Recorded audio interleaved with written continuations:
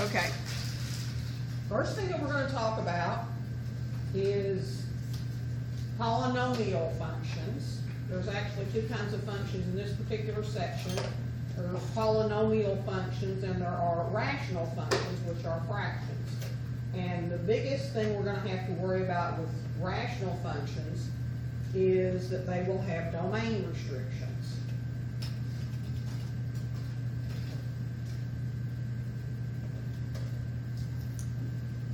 So, first polynomial function we're going to look at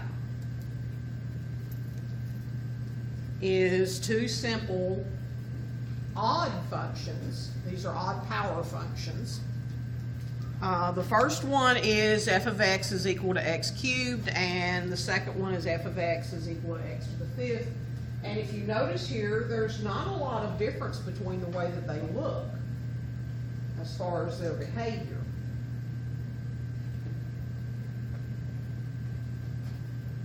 There is a little difference in the way that f of x is equal to x to the fifth behaves in regards to it, because the higher the power is on your x variable, the closer the function closes up to the y-axis.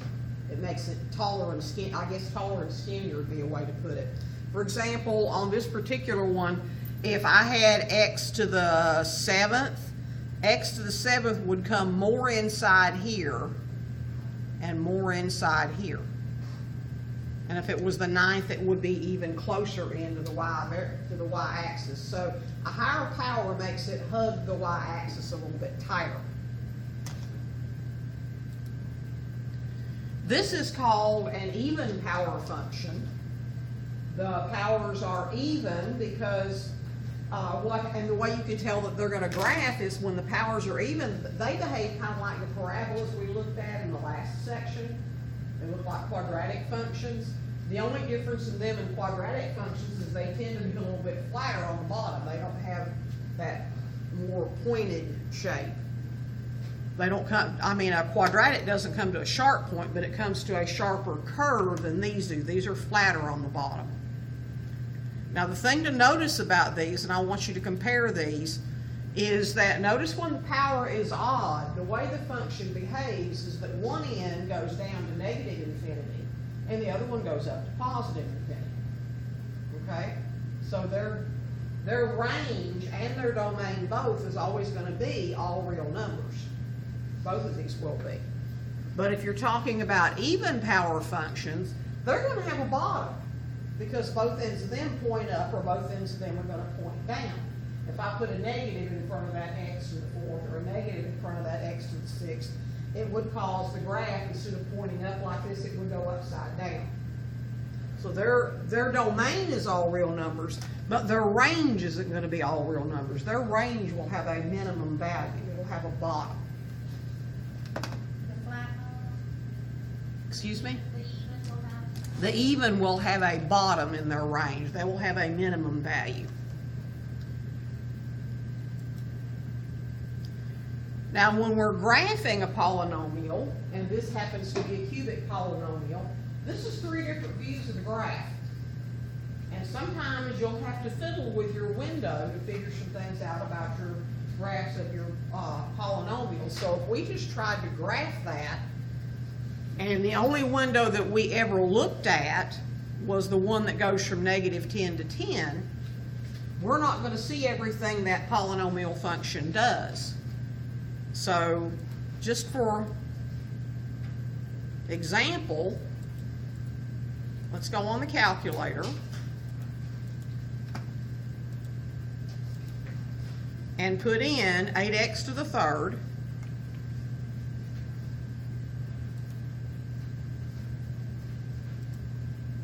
and you can use your power key, 8x to the 3rd. You can use this power key as well.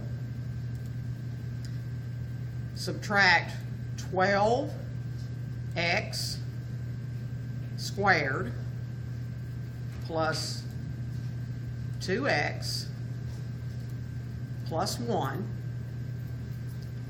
And if we go to the window, just what we normally go to, which is our standard window, which goes from negative 10 to 10 in both directions,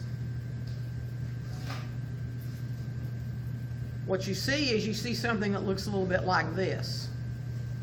So you do kind of see everything that it does, but you don't see everything really well, because everything that's going on is just in this little part right here, kind of in the middle, okay? Now let me double check that I entered it correctly. 8x cubed minus 12x squared plus 2x plus 1. And so there's the graph going from -10 to 10. Now notice the one that this one has set up is going from a bottom of -300 to a top of 300. And I can change the window to look like that.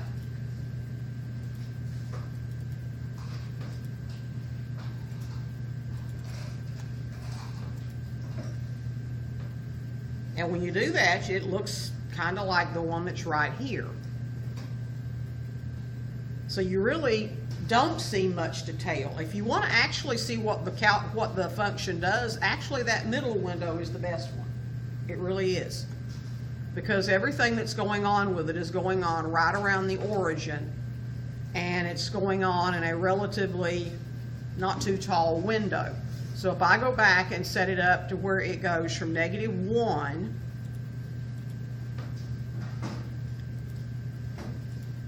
to +2, and only look at it from -8 to 8,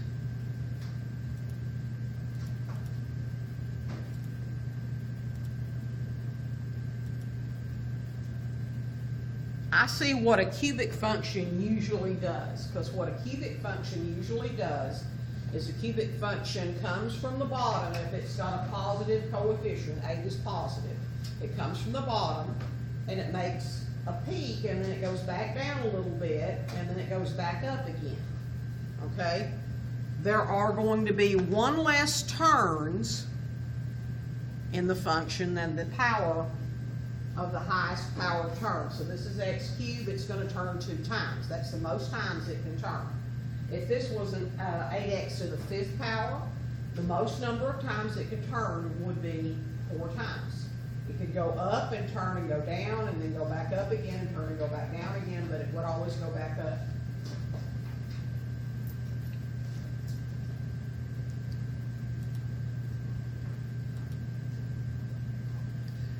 Now, if I graph -3x to the 4th, notice this one is the even power, okay? And the things that you notice about an even power is an even power function, because this number is negative, it opens down, just like a parabola. When it was -x squared or -2x squared, it opened down, its arms went down, it frowned, if you want to think of it that way. So it opens downward, and these both go on downward forever. But because there's a 4th power, it can actually turn 3 times. 4 minus 1 tells us it can turn 3 times, and it does. 1, 2, 3. It has 2 peaks and 1 valley, but it could also, if it was flipped up, it could have 2 valleys and 1 peak.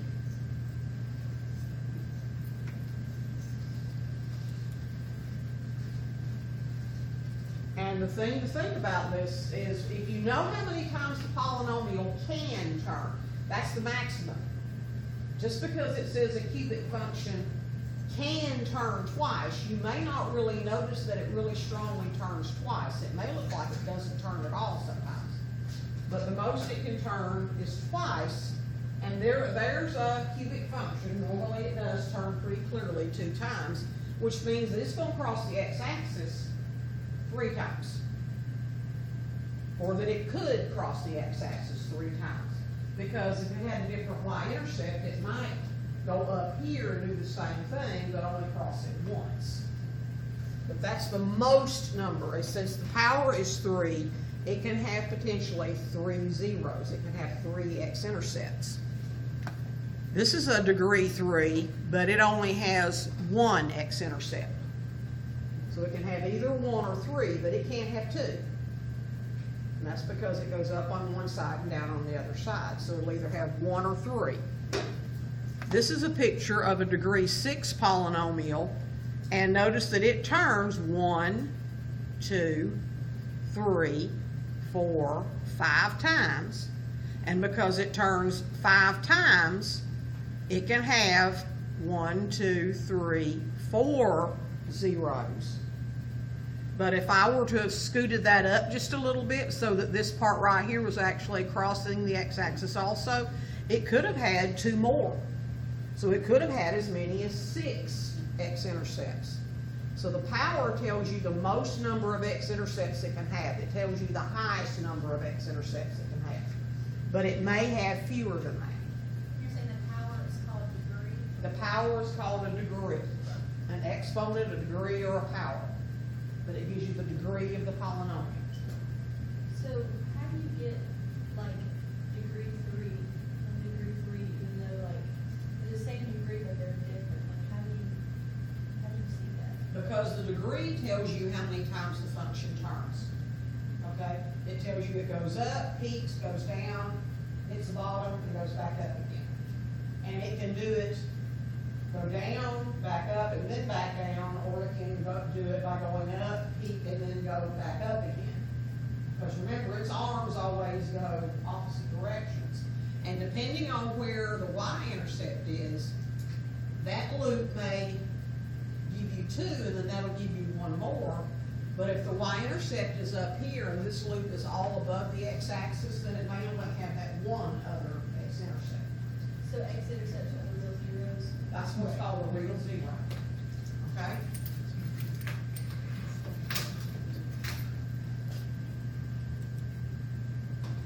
So we're going to look at this polynomial, and we're going to try to figure out the degree of the polynomial and whether its leading coefficient is positive or negative. The first question I'm going to ask you is this an even degree polynomial or an odd? Is it? How do you know it's even? Okay, we're going to do the cheerleader moves here. Even, odd, even, odd. Is it odd then? Even. This one's even because it's either both up or both down. This is even. When it's odd, Going up? even going up or even going down. Those are both even. But your arrows are both going up. Yes. What's even? So it's even. When everything goes up, it's even. When everything goes down, it's even. Okay? When it's called its end behavior. When its arms point down or point up, both of them, it's even. If they're out of sync with each other, one up, one down, the degree of the polynomial is odd. So we know this is even. Okay? Now, as far as the degree, how many times does it turn? 3. 1, 2, 3 times. Which means its power then, because it has to be even, is 4. It's a 4th degree polynomial because it turns 3 times. You showed that. I guess I'm having a hard time understanding like where it's now what it turns. Because to me it was Okay, like what it- 2 times to just do where it turns. Okay, there's 1, 2, 3. It has 1 valley, 1 peak, and another valley, so that's 3 turns. Okay?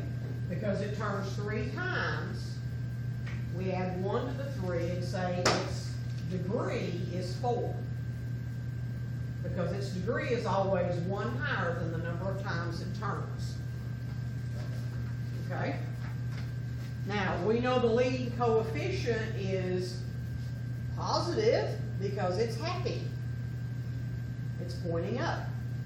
Okay? If it were negative, it would be pointing downward.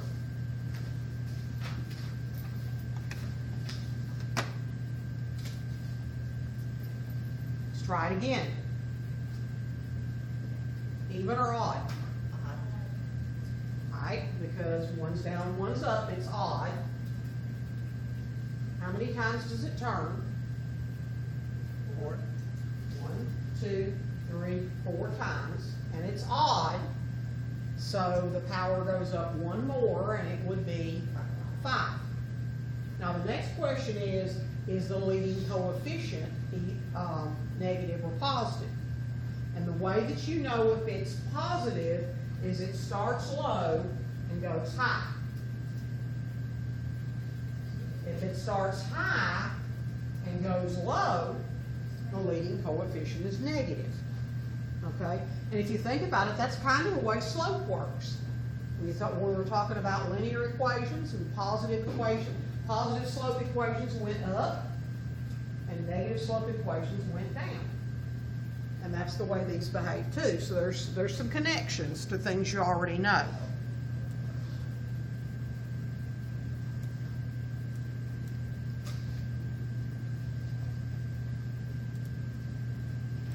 So this little chart here is just a summary.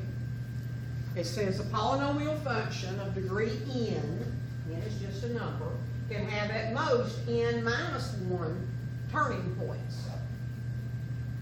And conversely, if the graph of a polynomial has n turning points, then it must have a degree of at least n plus 1. And the graph of a polynomial function of even degree, either both ends go up or both ends go down. For a polynomial function of odd degree, one end goes up, one goes down. If the graph goes up as x becomes a large positive number, the leading coefficient is positive. If the graph goes down as x becomes a large positive number, then the leading coefficient is negative.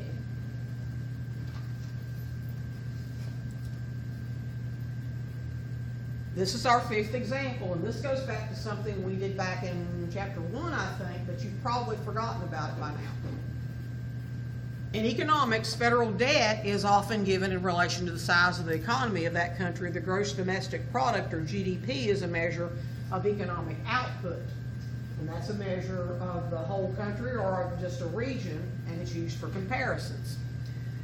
This table gives the U.S. public debt as a percent of GDP for some, and I'm very relatively recent years, because obviously 1980 is not all that recent. But we want to draw something called a scatter plot. Now this is totally done on the calculator. This is not something you're going to do by hand. So you get your calculator. And since we're going to want to clear out y equals, I want everything clean over there. We're going to go to the stat menu. We're going to go right arrow.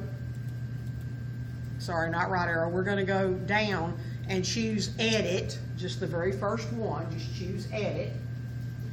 And I've got some numbers in there, so I'm going to delete out the ones that I've got.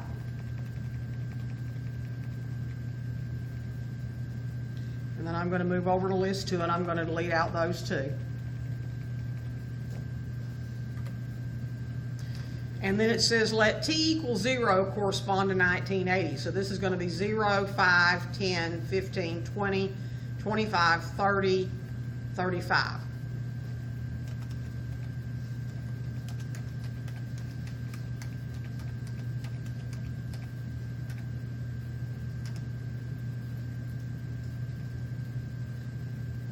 And then the percentages that it gives us are 26.1,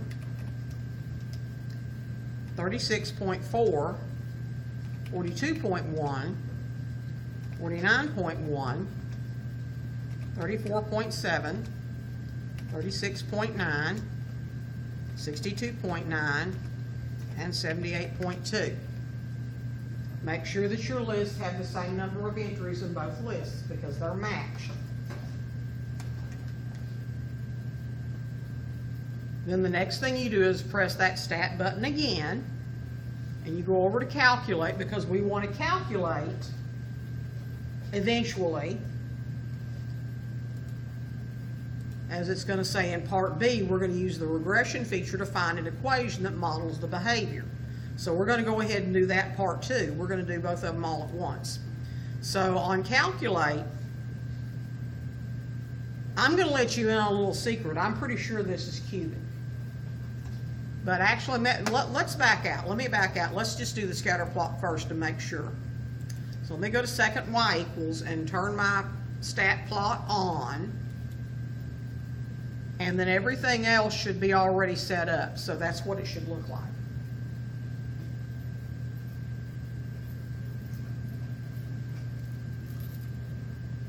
And then, since we're using the statistics feature, we can actually let the calculator set the window for us. We don't have to set the window. So we're gonna hit the zoom button and go down to option number 9, which is zoom stat. Now what option 9 on your zoom window does is it goes over and it looks at the data that you put in those two lists. And it says, okay, the X values need to go from 0 to, what was the last one, 35? So it needs to go at least from 0 to 35. And the Y values have to be large enough to accommodate all the numbers in the Y list. So it sets those lists up for you and gives you a graph. So there's the plot that we've got. Now, I think everybody would agree with me, obviously that's not a line. There's a definite pattern there that is not linear, okay? If you were looking at that and you're going to try to fit something to it, how many times does that appear to turn? Yeah, it appears to turn twice because it comes up from here, but then it turns down. And then somewhere around here it must bottom out because then it goes back up again. So it's made 2 turns, and we know that a cubic equation makes 2 turns. So that tells us that what we're going to do is we're going to go over to the calculate menu, not that calculate, the stat calculate menu, and we're going to use the cubic regression. So we choose cubic and tell it what the 2 lists are. List 1.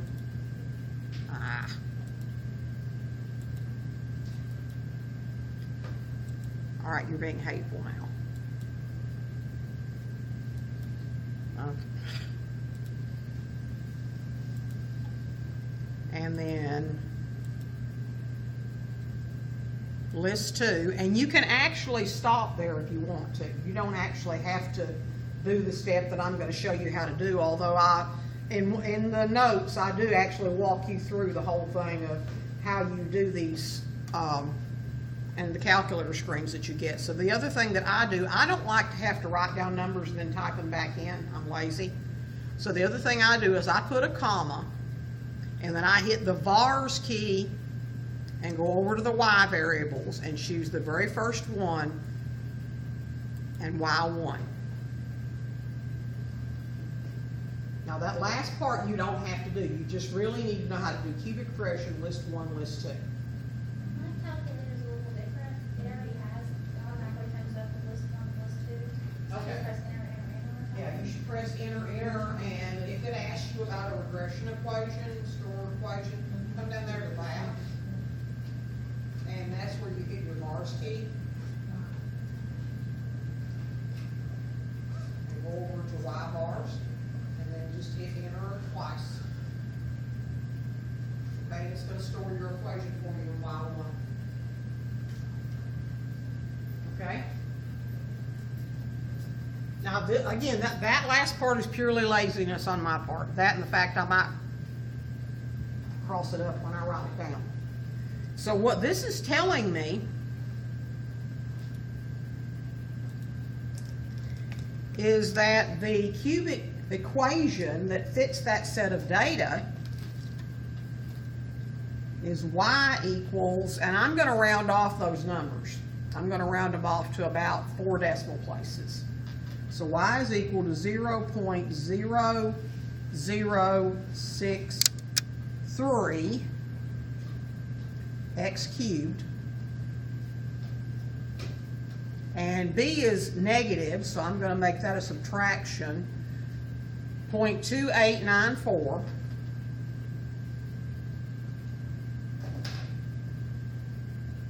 x squared, and then C is positive. 3.9979, I would call that 9980.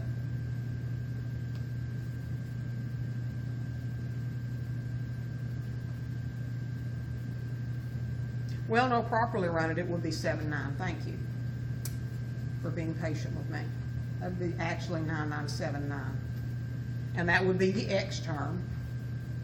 And then the constant at the end is 25.2909.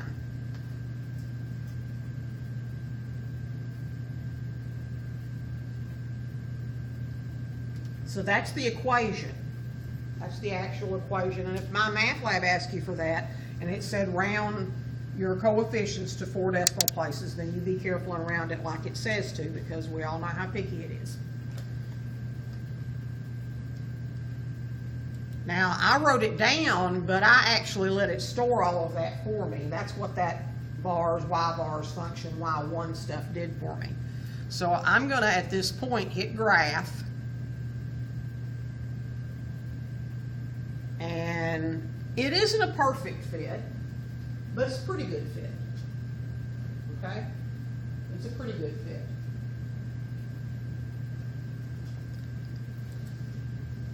So going back to the PowerPoint, we drew the scatter plot, and we used the regression feature to find an equation that seemed to fit that, and it was a cubic equation. And the part about knowing about your polynomials was when you looked at that scatter plot and counted the number of terms. That was what told you which one of those regression things you would want to choose. So the next part that we're going to talk about is called rational functions. Rational functions are fractions. And if you remember our discussion about domain and range, we are dividing here, which tells us we may have domain and range problems here, because we're going to be trying to divide by 0 if we aren't careful. And it says in here that P and Q can be polynomial functions, but Q of x cannot be equal to 0. You cannot select an x value that would cause that denominator to be 0. So this is kind of what rational functions do, and I want you to kind of get a summary of what rational functions and polynomial functions look like. More than anything else, I want you to have an idea of what they look like. A rational function, when I've asked people to describe what that graph looks like to them, they always tell me it looks like wings. I'm not sure exactly, but that seems to be apt, because this does look like 2 different wings.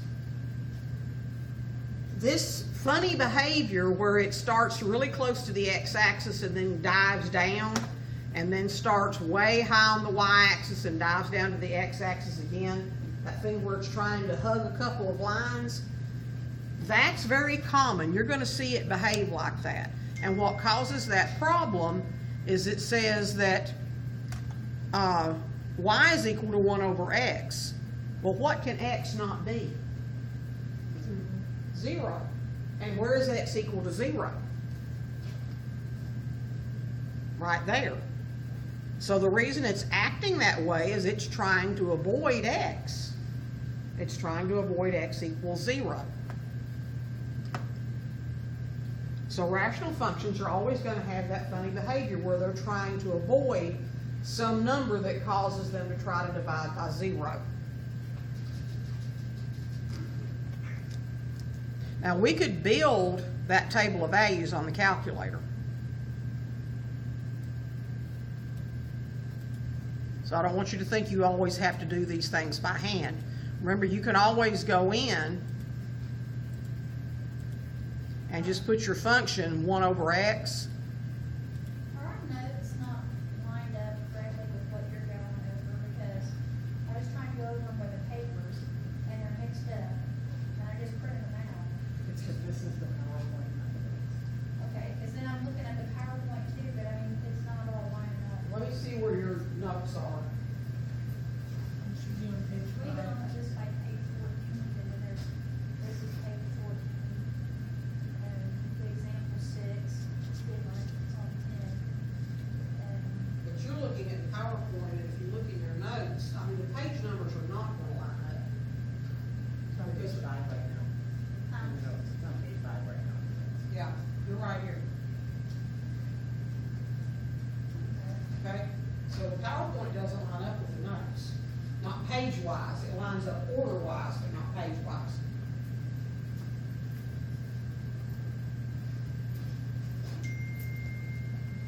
So if I'm trying to graph y over x, remember that you can use this table set feature in your calculator and go down here and tell it to let me ask for specific values. And then go look at your table. And the first one is it's looking at values for small values of x. That would be values like negative 0.5. And then a smaller one like negative 0.2, and then maybe a smaller one like negative 0.1, and then negative 0.01. And notice what happened. As I let x get smaller and smaller, y was more and more and more negative. But as soon as I go to positive numbers, even though they're still small, but they're positive, it changes signs. It goes to positive numbers. So if I go to 0.1, it's a smaller positive number, and if I go to 0.2, it's a smaller positive number, and I go to 0.5, it's an even smaller positive number. So what happens is it's trying, as it approaches x from both sides, the absolute value of y, not the y value completely, but the absolute value. If you neglect the sign, if you totally ignore the sign, what happens as x gets closer to 0 is y gets bigger. The absolute value of y gets bigger.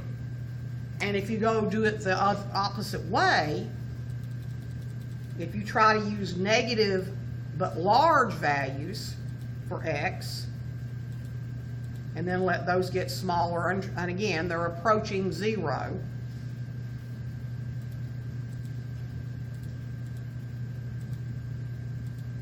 You notice what happens to the values for y is they're negative, but they're getting larger.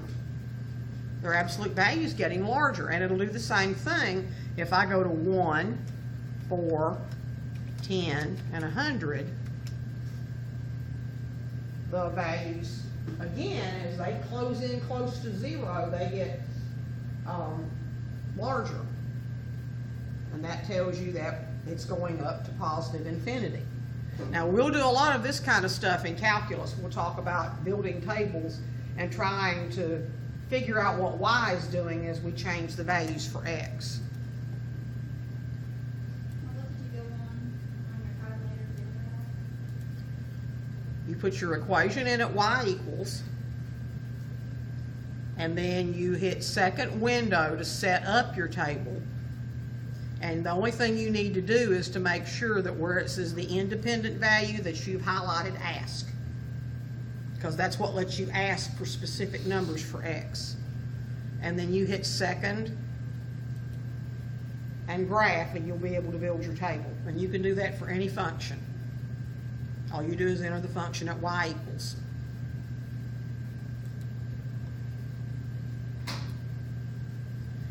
Now I need to make a definition for you here. There's something called an asymptote.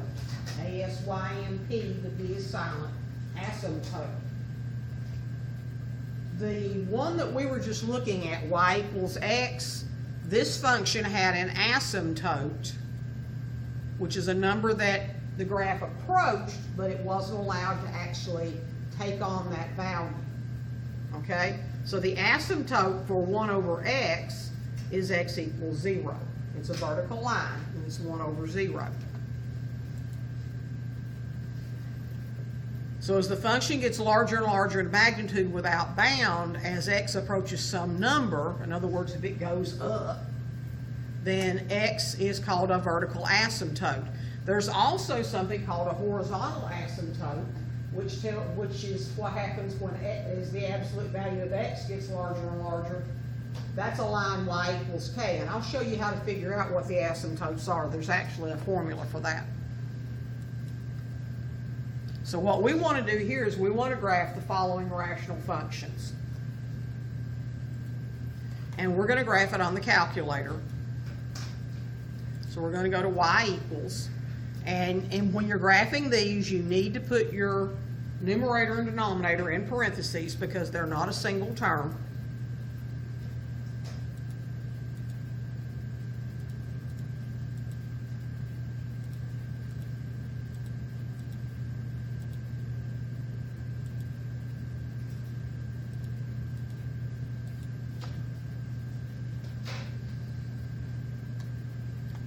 And just to get us started, I'm going to go to the Zoom 6 window.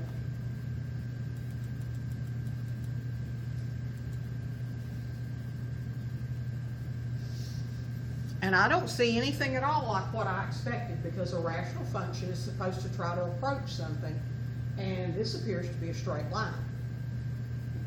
Okay? Now, the reason that this appears to be a straight line requires a little bit of algebra to understand.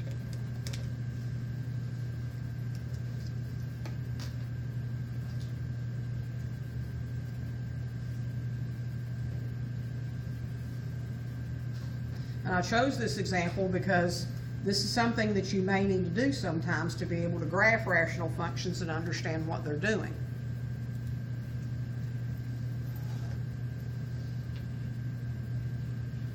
You can factor the numerator of this function. It factors to x plus 1 and x plus 2, because x plus 1 times x plus 2 gives you x squared plus 3x plus 2. And when you divide that by x plus 1, what happens is that this function, y or f of x, whichever one you call it, this function is actually equivalent to x plus 2.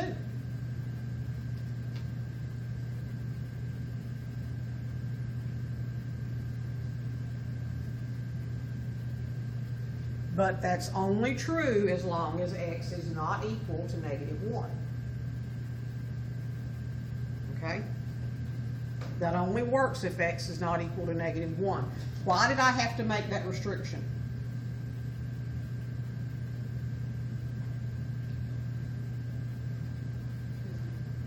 What happens to this if x is -1? It becomes 0. It becomes 0.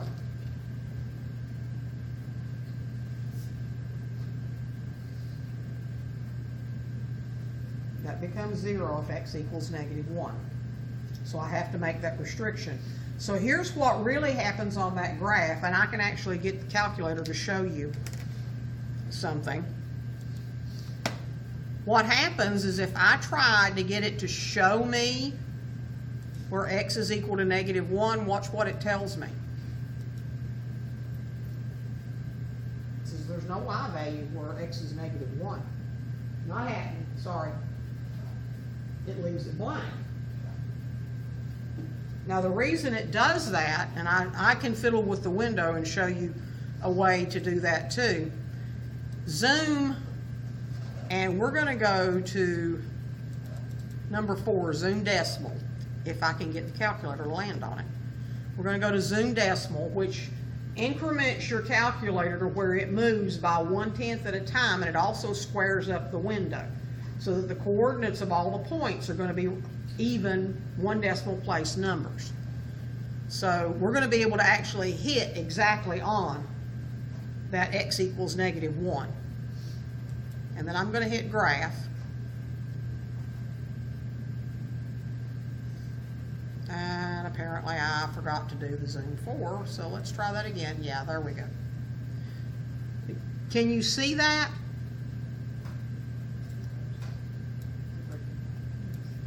Can you see that little break right there? That little break is where x is equal to -1. And despite the fact that it looks like a linear function because of being able to factor and cancel out that x plus 1, it still knows that the original function couldn't have x equals -1 as part of its domain, so it made a hole there. And if you hit trace and try to go and get on exactly x equals -1, see what happens? It falls in the hole. And if I try to trace from the other side, it doesn't matter.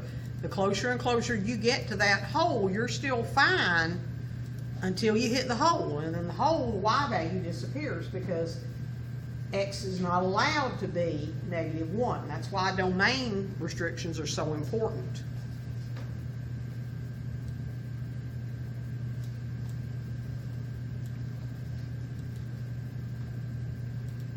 So when we graph that function, what we actually got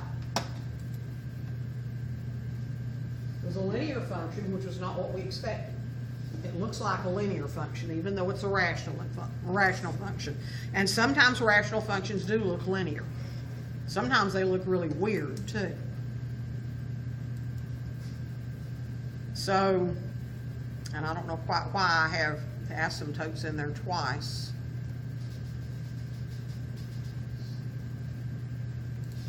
Because I went backwards, sorry. Now, this function actually has the behavior that we expect.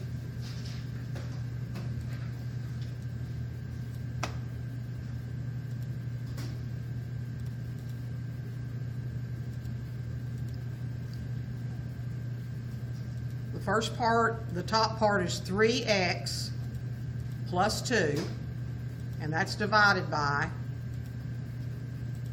2x plus 4. And I'm just going to stick to that same window for the moment and see what happens. So we're going to hit graph.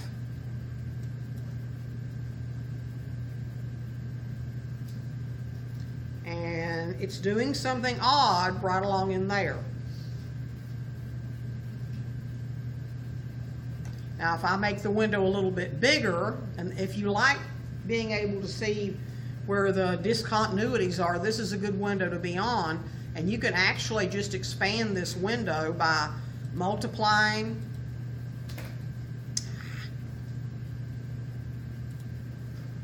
by 2.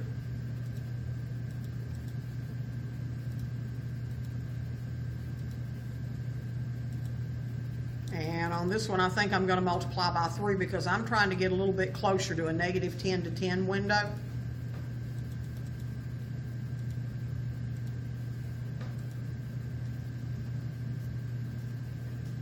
So now when I hit graph again, I see kind of what rational functions usually do. Where do you think the asymptote is? Why do you think it's doing that weird stuff where it's doing it? I think it's at negative 2. I think you're right.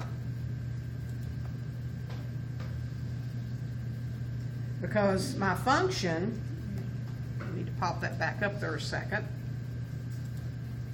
My function is y equals 3x plus 2 divided by 2x plus 4. And if 2x plus 4 is equal to 0,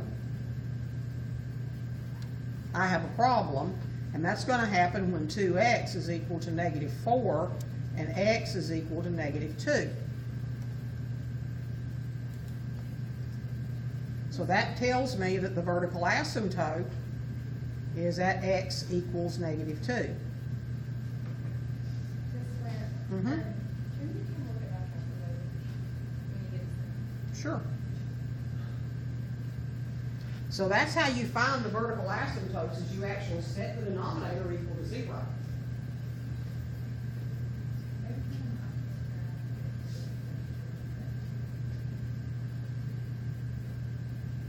Or we turn the clock back off.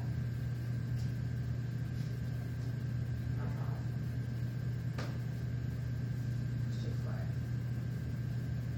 Okay. Anytime it gives you a problem about graphing anything, always go and check your y equals menu and see that there's no black boxes on the plots. Yours does because you're on the negative 10 to 10 window, okay?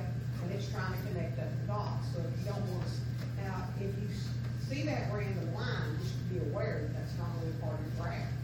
But the reason mine is not that way is because I did zoom and went down to the decimal window. And because I wanted it bigger, I did some multiplication, and I multiplied that times 2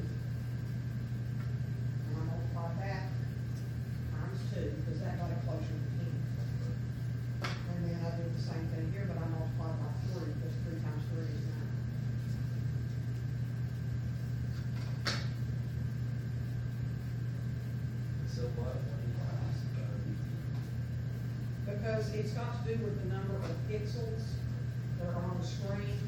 So now, it's not trying to connect them up, and, because it knows it absolutely cannot be that negative two numbers. But it was trying to show you that there was a problem there. So that's how you find your vertical asymptote, is you set your denominator equal to 0.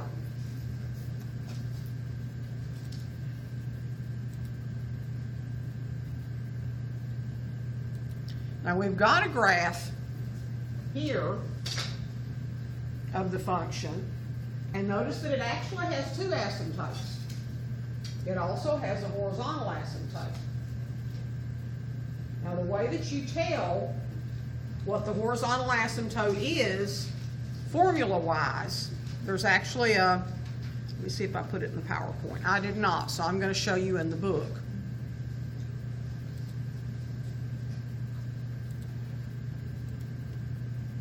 I thought I had put that in there, and I should have. And this is on the, it is on the formula sheet, by the way, what I'm going to show you, because I don't expect you to memorize this.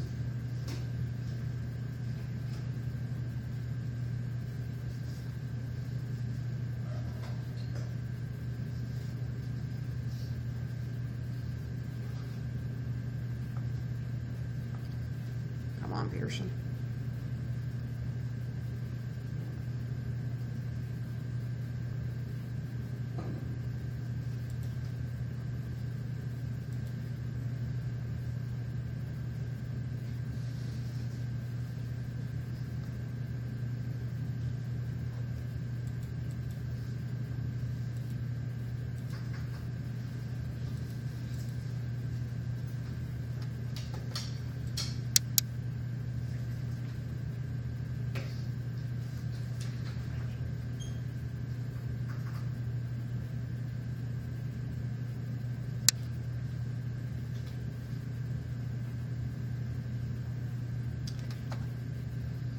Maybe it's at the end of the chapter.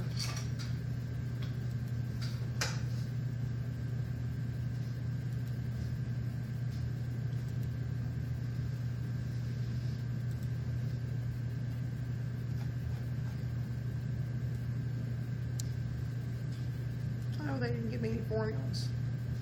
Well, I know where I've got a formula.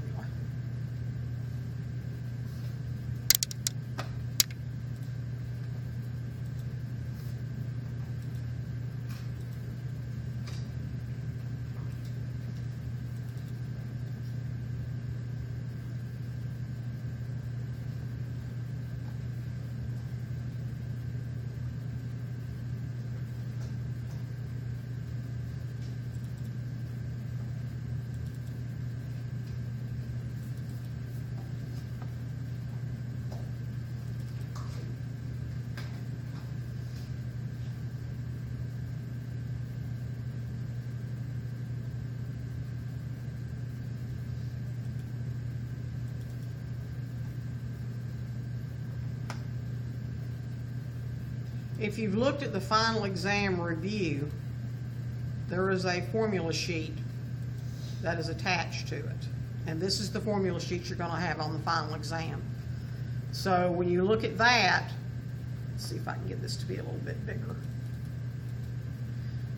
This says to find horizontal asymptotes. If n is less than n, then the x-axis is the horizontal asymptote. If n is equal to n, then the equation line y equals a over b is the asymptote. And if n is greater than m, then the graph has no horizontal asymptote. So I'm going to make a note of these three things.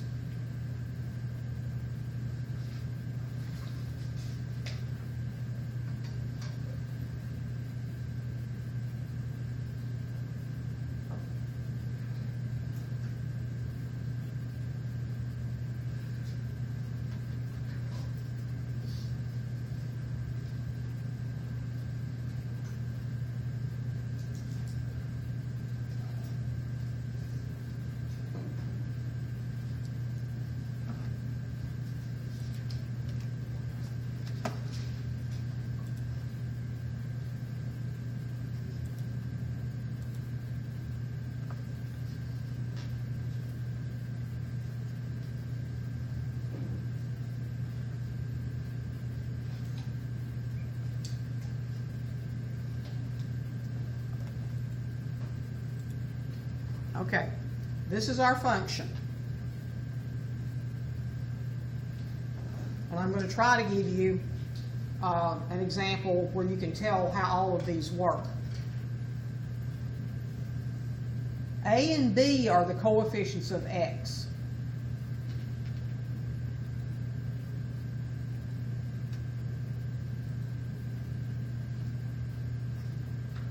They're the numbers in front of x, okay? N and M are the degree of the numerator and denominator.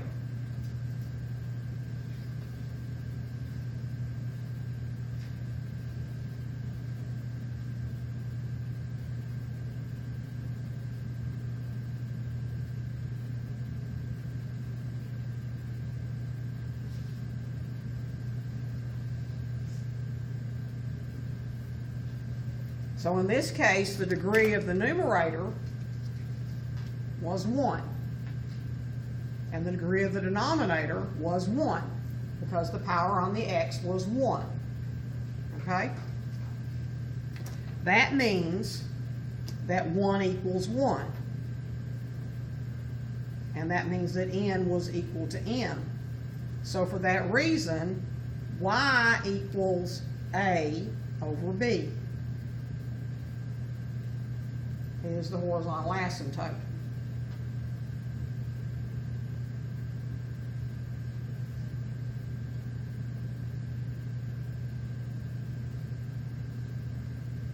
Okay? Which problem is that one?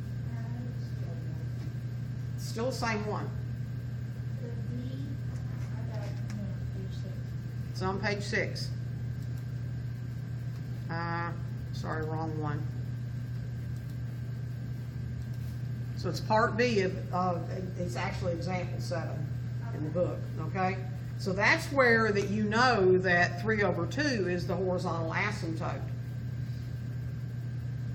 Now, if we back up to the graph of A, okay? Did the graph of A have an asymptote? There's the graph. Does it have an asymptote? No. It didn't have a horizontal or a vertical asymptote. It had a place that was undefined, but it didn't have a horizontal asymptote. Well, the reason it doesn't, I'm going to write down the function and go back and use the rule.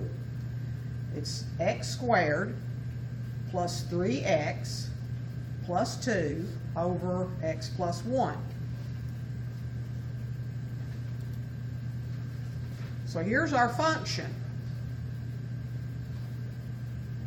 What's the degree of the numerator?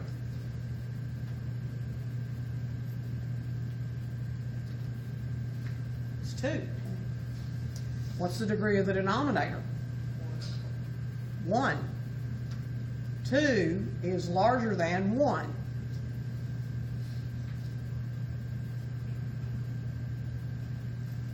The numerator degree was larger than the denominator degree. No asymptote.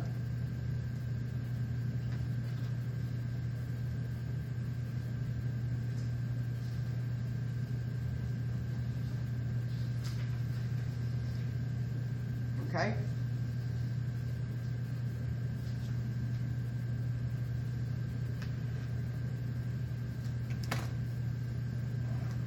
Now, if I flip that upside down,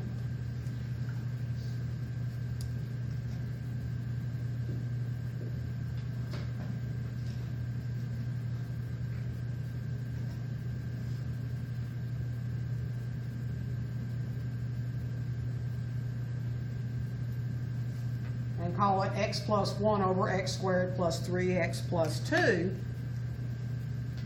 1 is less than 2. That means n is less than m. And according to that, then, the asymptote is y equals 0.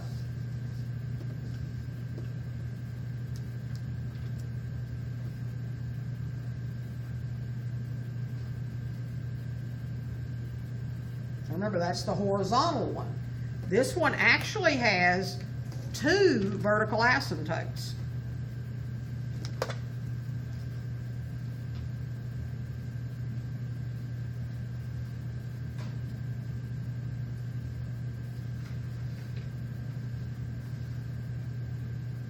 Because x squared plus 3x plus 2 is equal to 0.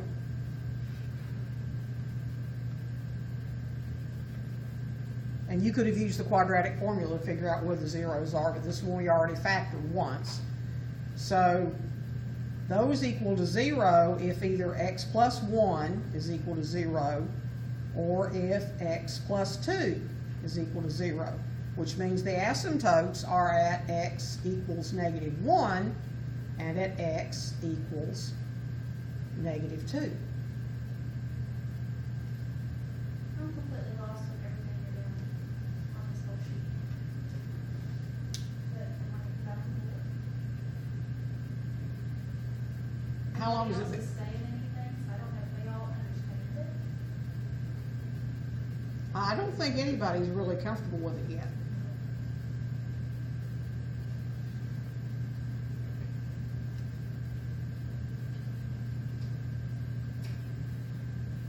Can you tell me where you got lost?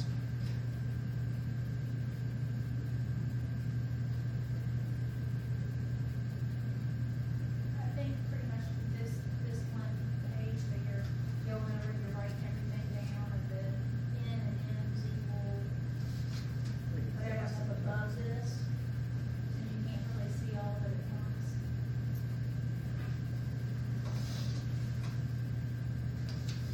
Well, remember, when you're taking the test, and you probably want to also have this, because you've got a copy of this. What did I do with the formula sheet? I think I closed it. I did.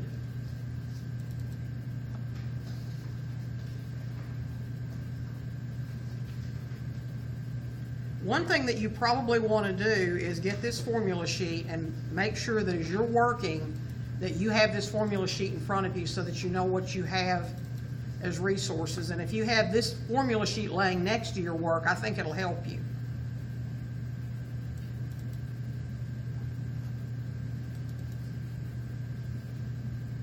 So if you've pulled up your final exam guide, that's not the, okay, these are all your formulas that you had from the very beginning. So this is chapter 1. There's your interest formulas for anybody that needs them. There's your quadratic formula. And if you have that next to you and it says a question about a horizontal or a vertical asymptote, the vertical asymptote I explained to you is were you here last week we talked about domain? Okay, that comes from knowing that the domain does not allow you to take the square root of negative numbers, and it does not allow you to divide by 0. So the vertical asymptote is by taking the denominator, which is what you're dividing by, and setting it equal to 0. That's where you find the vertical asymptote. The horizontal asymptote is that formula where n is the degree of the numerator. That's why they both start with n. And usually when I write this formula, although this is not the way the book does it, when I was writing this formula, I always put d for the denominator. Because that way I knew the numerator was greater than the denominator, or the numerator was less than the denominator, but they use m for the degree of the denominator. Okay? So all you have to do is find the degree of the polynomial in the numerator or the degree of the polynomial in the denominator and compare those two, and then you use either rule 1, 2, or 3. And the degree is how many terms it has. Not how many terms it has, the highest power it has. The highest exponent it has. Like here. The degree here, the exponents here are both 1. So that's a first degree. Okay? And because 1 equaled 1, then that tells me that I'm going to use the rule that says n is equal to m. And then a and b are the numbers in front of the x.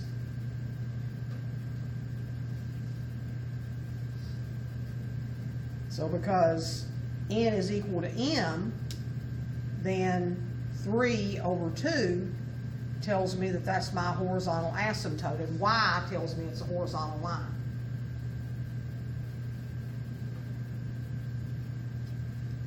And then the one that I put up there next was the one we had just looked at, where we had x squared plus 3x plus 2. X squared tells me that the degree of the numerator is 2.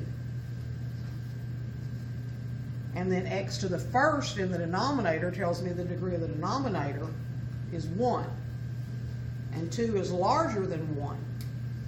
That's this case. 2 is bigger than 1, which tells you that N is bigger than M. The degree of the numerator is bigger than the degree of the denominator. And that tells you there is no asymptote. And that's borne out by the graph we looked at, because it didn't have an asymptote.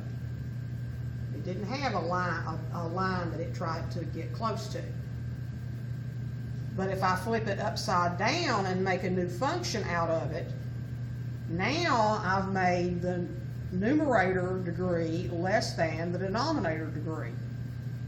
And always y equals 0 is the asymptote when that's true. It doesn't matter if it's 1 and 2 or 3 and 5 or what it is, as long as the first one is smaller than the second one, then y equals 0 is going to be your asymptote. And your graph is going to try to hug up to the y-axis. It's going to get close to it, it's not going to cross it. It's not going to have a y-intercept. Okay?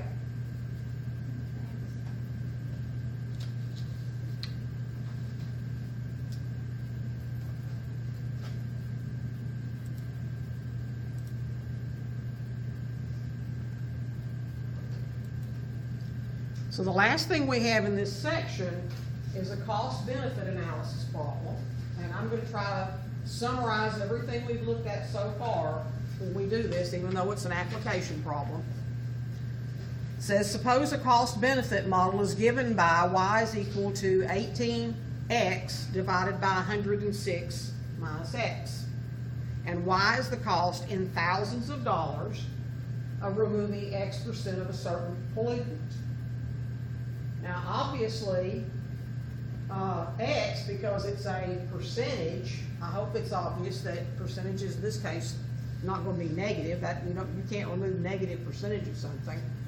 And at best, you could remove all of it, which is 100%. So you can go from removing none of it to removing all of it. And any amount of pollutant from 0 to 100% can be removed. And what we're trying to find is, and this is something that people like Eastman and any other companies that have any kind of waste that they put out, this is something they would need to be able to do. They want to know the cost of removing certain amounts of the pollutant. So the first thing they would want to know is, what's the cost of removing all of it?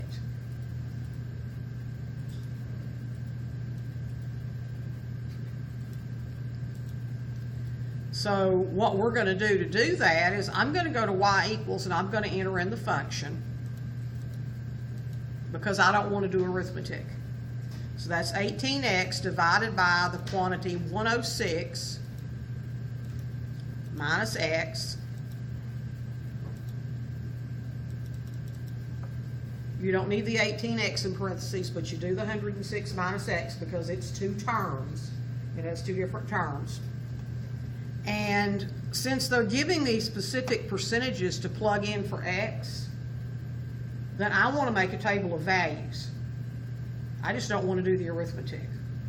So remember, my window is set up to where I can put in numbers for x and the calculator will tell me the value for y.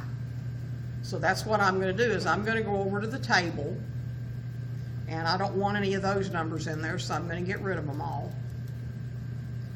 And the first one, it says find the cost to remove 100% of the pollutant.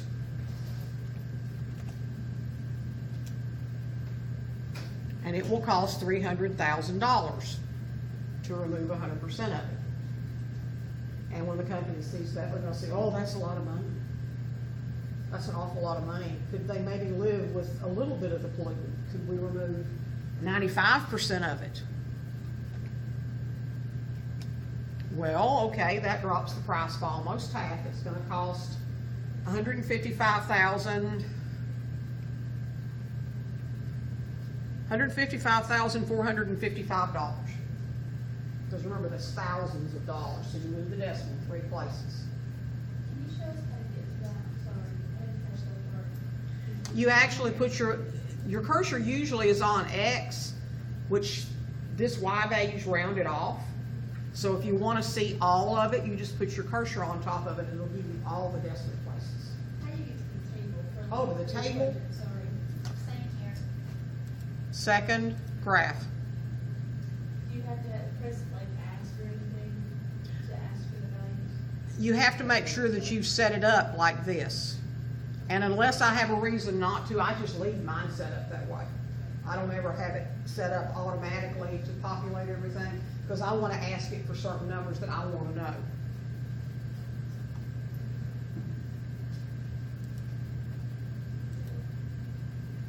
So y equals the equation, and then you went from that point to a second window? Second window, and set it up to ask for the first variable, the top one. What is the power of X? I don't understand that. There's not, it's just a comma. Oh, sorry. Yeah, it's just an X. And then you went back to second. Graph, which is where your table is. And then you enter in the X values that you need to have plugged into the Y values, so it'll do the arithmetic for you.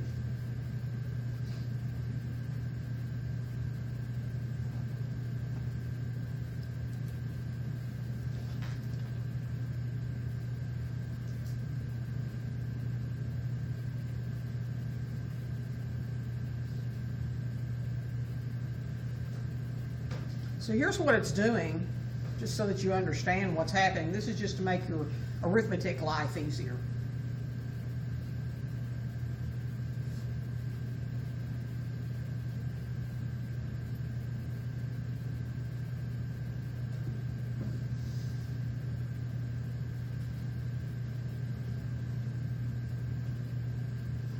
Okay?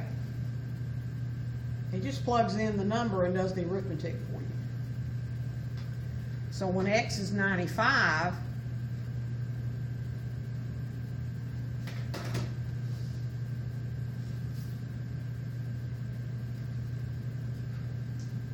that's not 100 minus 95, then the denominator is going to be 11, and the numerator is whatever 18 times 95 is. It's gonna be like negative 83 on the first value of whatever X is 100. Go back and let me put the equation up here in a second and let you check it that way.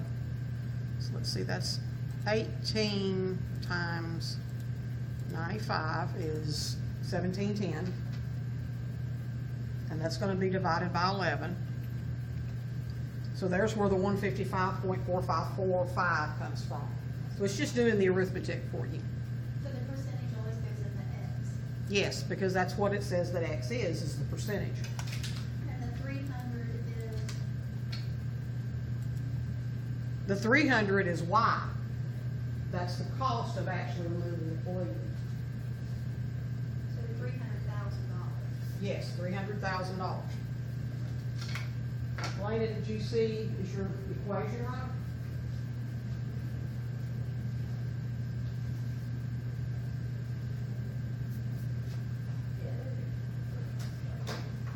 Okay, okay.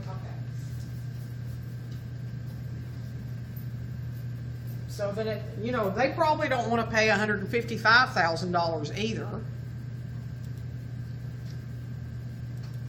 So then they say, well, okay, what about 90%? Well, we enter in 90% for X.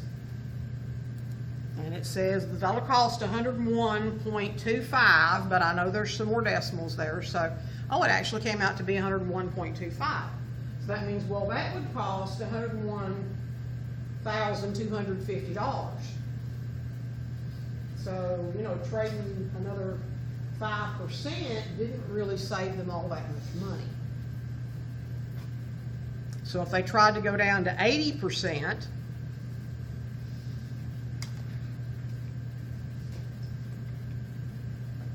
then it will cost them $55,385.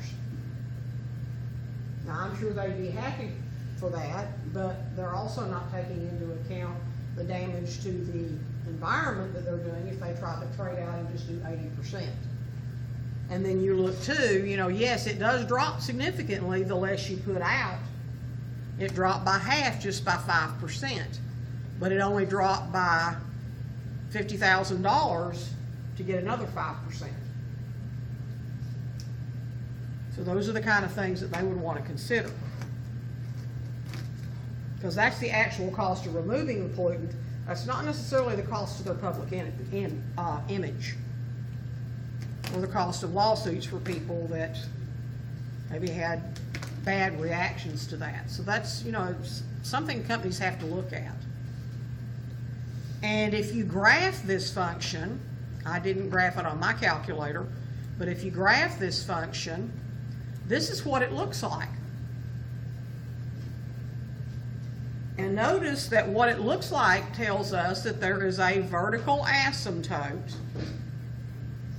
at x equals 106, because 106 minus 106 will give you a 0 in the denominator, so it's trying to avoid being 106. Okay? So it's going to continue going on up. And then there's also a vertical asymptote for this one. If we go back to the equation and look at it,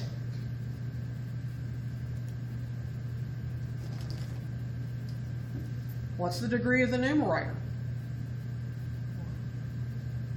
What's the degree of the denominator? And 1 is equal to 1. That means n is equal to m.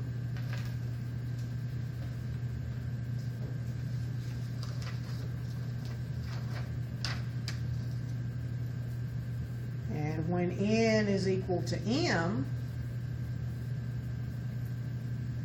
the line is a over b, y equals a over b. Okay, here's a. Here's b. Remember, it's the coefficient of the x. It's not got anything to do with constants. It's the coefficient of x.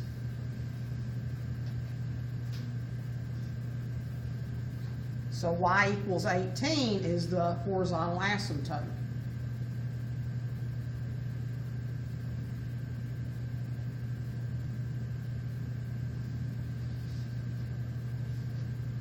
Okay? So knowing that y equals 18 is the horizontal asymptote, let's go back and look at this graph again. Notice that it looks like it's going down to 0. Looks like it is. But take into account, how is the axis scaled?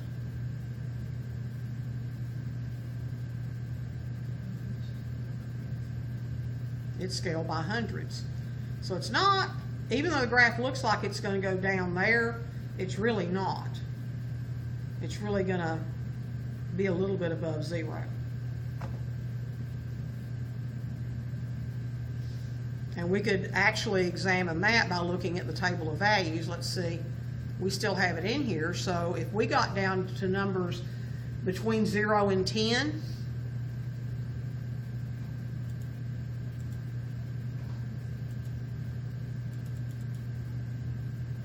we don't want to remove any of it.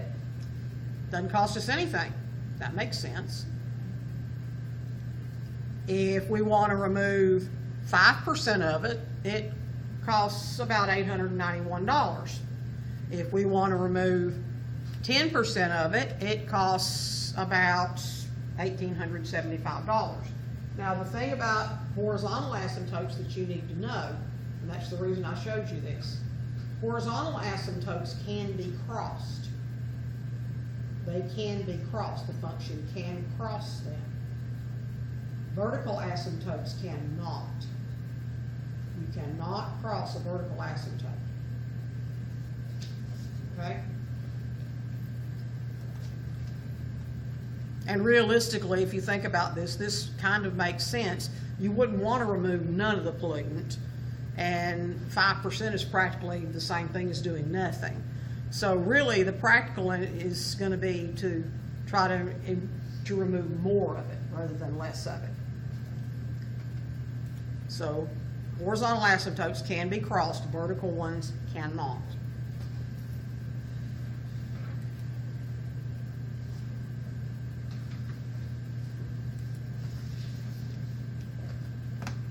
Let's see, 7:43, let's take a short break. Let your brain kind of get settled down again. And we will do 10.4 when we come back.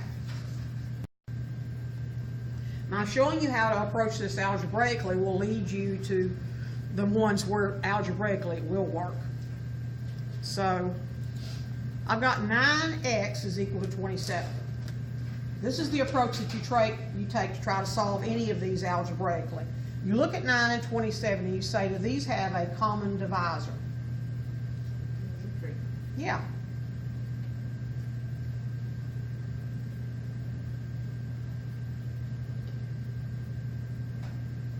Okay. 27, 3 times 3 times 3.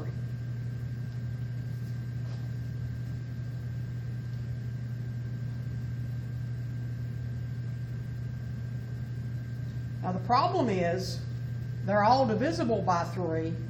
The only thing I can get from that is that x isn't going to come out even, because I can't express both of them with the same base to the same exponent, because x here would have been my exponent. So I can't get that one figured out. Now if my equation had been 3 to the x power equals 27, I could figure that one out. Yeah, it'd be 3 to the third power. Because 3 to the third is 27. If it had been 3 to the x is equal to 81, I can figure that one out. 81 is 3 times 3 times 3 times 3. In that case, x would have been 4. The problem is I don't have a way to express 9 to a power being 27, because I go from 9 to the first is 9, 9 to the second is 81, 27 is somewhere in between. So that's how you know you can't solve it algebraically. And if you can't solve it algebraically, there's actually a couple of different ways to do it. But one of the simplest ways, since these are relatively small numbers, is you get your graphing calculator and you put in 9 raised to the x power, and you set your window. Since I know I'm really not going to need to go anywhere more, because 9 to the 0 is 9, because anything to the 0 is itself, is 1. So 9 to the 0 is 1, 9 to the first is 9, 9 to the second is 81. 81's already too big to be there, okay? So I only need to go on my window from 0 to actually just 2, because I know that x has got to be somewhere between 0 and 2. And I know that my minimum value is going to be 9 to the 0 power is 1, so I could start at y equals 0. And I know that 9 to the second power is 81.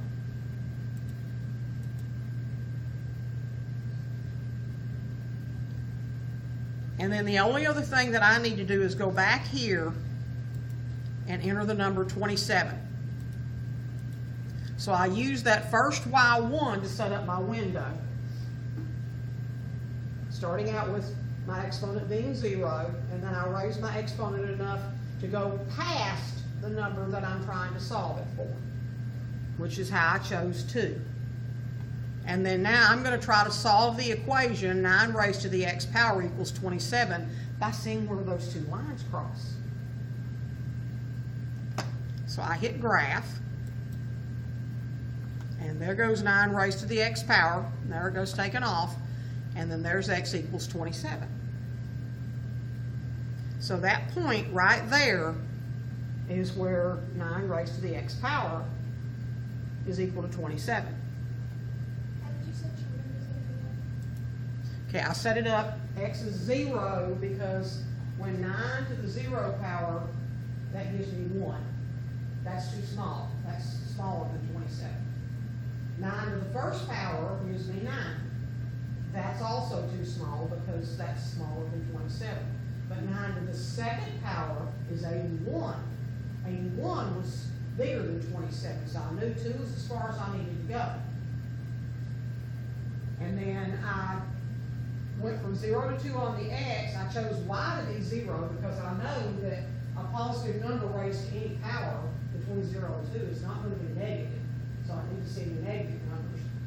And I put the maximum at 81 because 9 squared was bigger than this, so this exponent 2 gave me 81 for the answer. Okay? Then to get that to graph, you press the button. I just hit graph. Giving me an error.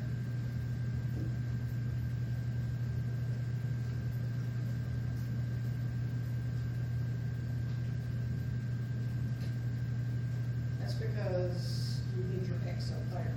Yours is a little different.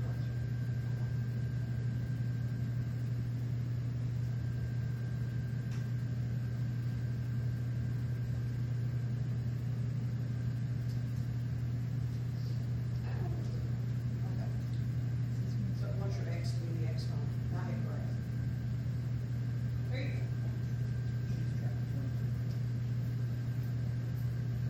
So we need to find the intersection point. We've done that before. We go second count, or second trace to go to the calc menu and choose intersect. And all you have to do is get, you know, fairly close. It doesn't have to be perfect, but get a little closer to where the intersection is and hit enter 3 times.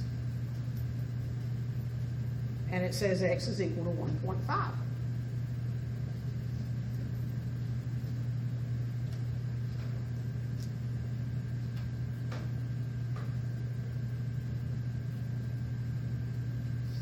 That tells me that 9 to the 1.5 power is equal to 27.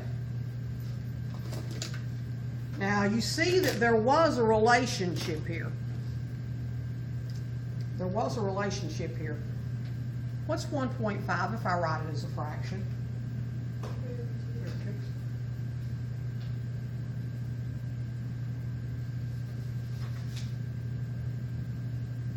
So 9 to the 3/2 power is equal to 27.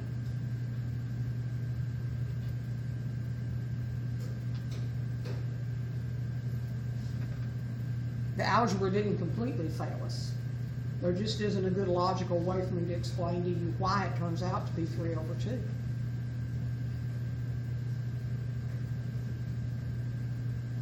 You find the common divisor to make this into a multiple of that common divisor. Now it has to be that all of the factors have to be the same. It can't be like 3 times 3 times 2. It's got to be the same number. So 9 is 3 times 3, 27 is 3 times 3 times 3. They have to always repeat, but however many times it took here to get 9, and however many times it took here to get 27, that gives you your power. And it's also the one, always the one on this side over the one on this side. Okay?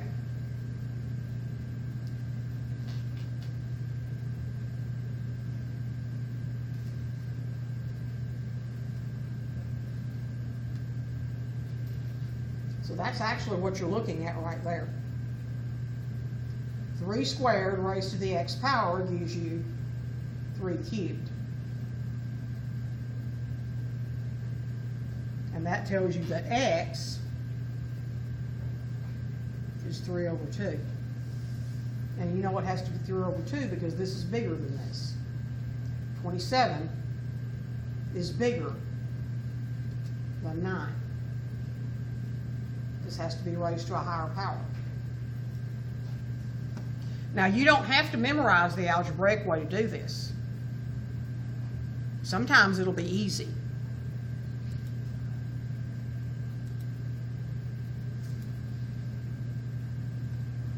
and sometimes it won't.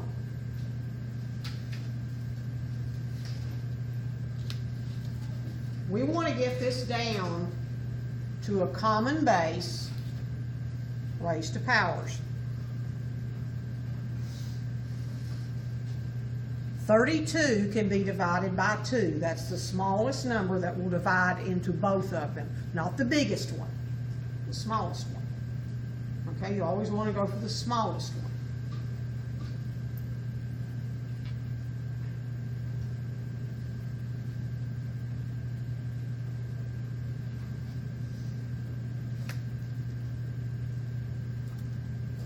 So you've got 32 and 128.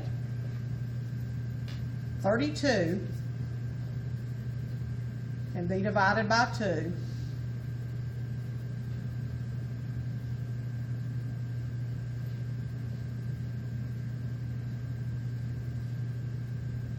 Five times. So 32 is equal to 2 to the 5th power.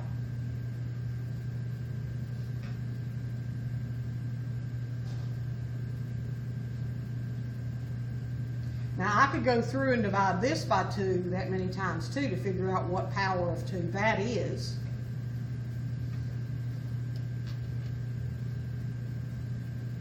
This is the tedious way to do it, but it works.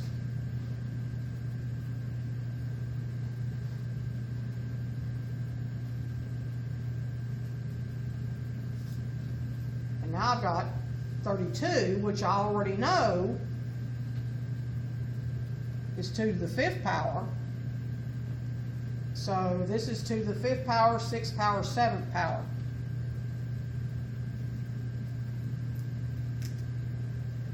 Okay?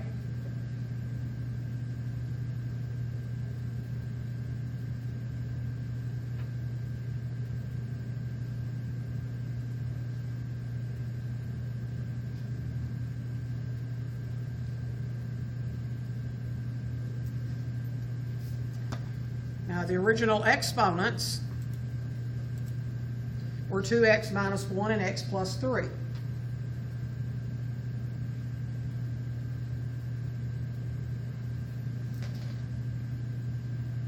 That's going to be a problem.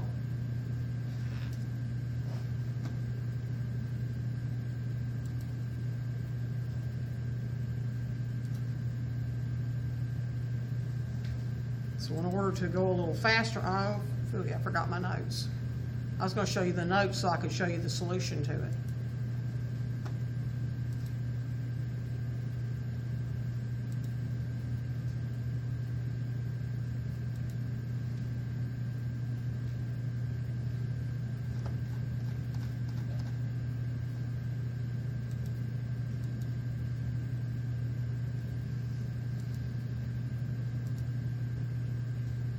Okay, must have been back some.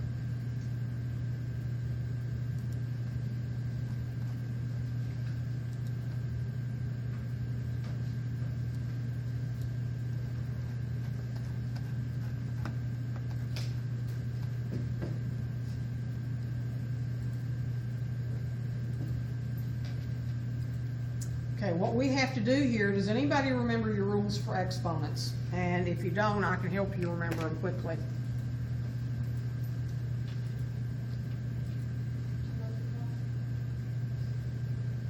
If you have x squared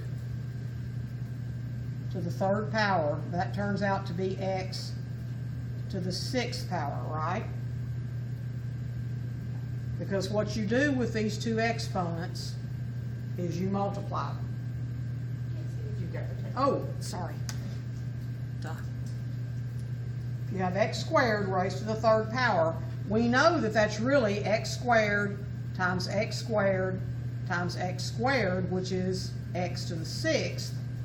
But we don't want to have to always list all of those out, so you just make the connection that it's 3 of these, and 3 times 2 is going to give you 6.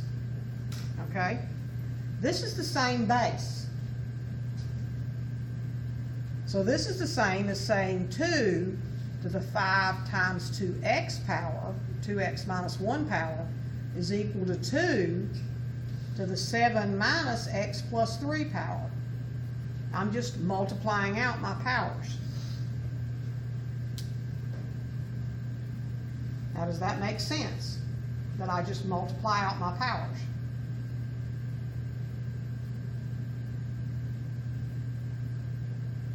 Because that's the same as doing this.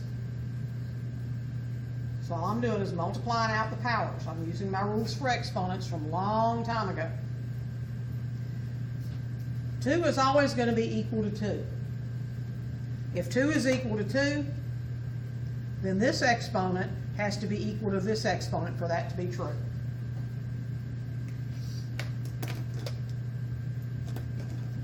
And I can solve this problem now.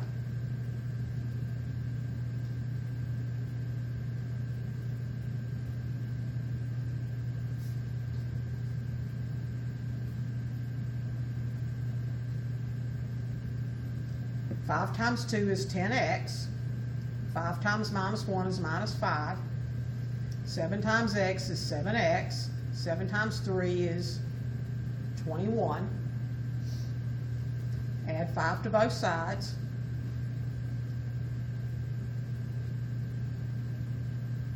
(10x) equals 7x plus 26. Subtract 7x from both sides.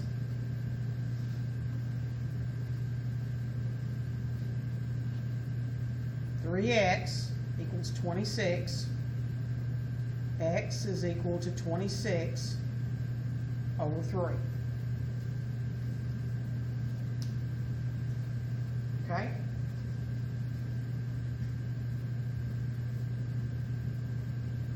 This is the way that you do these algebraically.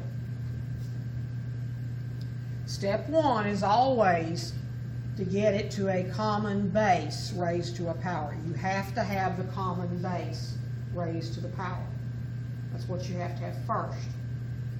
Once you've got that, if you need to, and most of the time you do, you multiply the two exponents that you now have together and put that exponent on the common base. And then your exponents are going to have to be equal because your bases are the same. And once you know that, then you know this is equal to this, and it's an algebra equation you could have solved back in 1100 or in learning support. Okay? It's just seeing how this all comes together. Because this is based on something you learned a long time ago. You just have to remember that. Now, if I go backwards for a second, the example we looked at earlier, 9 to the x equals 27 to the x, just for the practice of doing it this way. 9 is 3 squared. Or, sorry, that x didn't go there. 9x equals 27. 27 is 3 to the third power.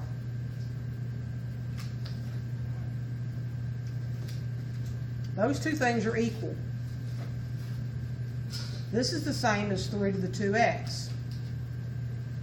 This is the same as 3 to the third. 3 is the same as 3. That means 2x is the same as 3. And if 2x is the same as 3, x is equal to 3 over 2. And that was what we decided that it was earlier. Okay? So the answer to the, on that, for the previous problem, if you don't do anything with the 2, it's just 26 over 3. Yeah, it's just 26 over 3. Leave it as a fraction. Don't change it to a decimal. Leave it as a fraction. The 2's just cancel themselves out, and you're only using exponents. Yeah, you're only using the exponents because that's what you're trying to find out is what x is. And x isn't with the 2's, x is in the exponents. Okay?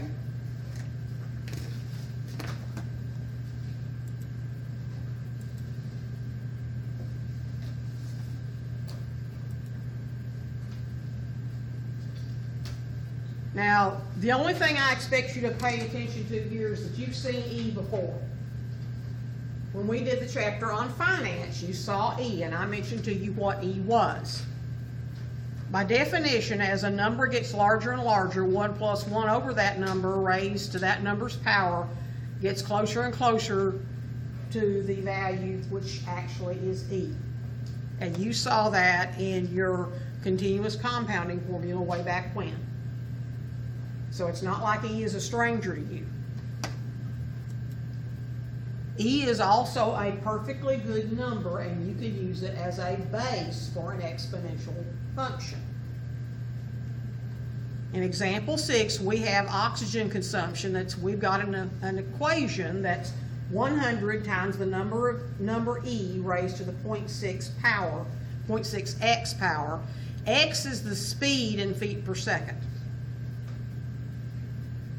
And this oxygen consumption is for salmon in appropriate units, and that's their oxygen consumption. Now basically, X represents the speed that they're swimming at. Keep that in mind. X represents the speed the fish are swimming at. If you're a fish and you're not swimming, you're just kind of like laying on the bottom. Are you using oxygen? Yeah. What happens when you start swimming? You'll use more oxygen. What if you swim faster and faster? Yeah, you use more and more and more oxygen. You're needing a lot of oxygen because that's what keeps your body pumping, okay? We're only asked to find it at 2 different speeds, dead still and 2 feet per second. So all we're going to do is we're going to go and put that function in our calculator, even though, we could do this with arithmetic. We don't have to do it with the calculator. I will still have to do the arithmetic using the calculator because I can't do e to a power in my head. I bet you can't either. So if the function is f of x is equal to 100 e to the 0.6x, and when the fish is still,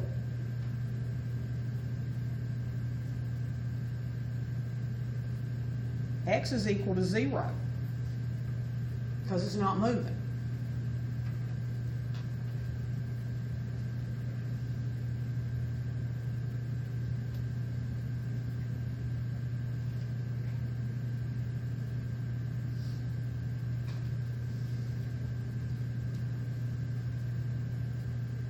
And e to the 0, just like anything else to the 0 power, is 1.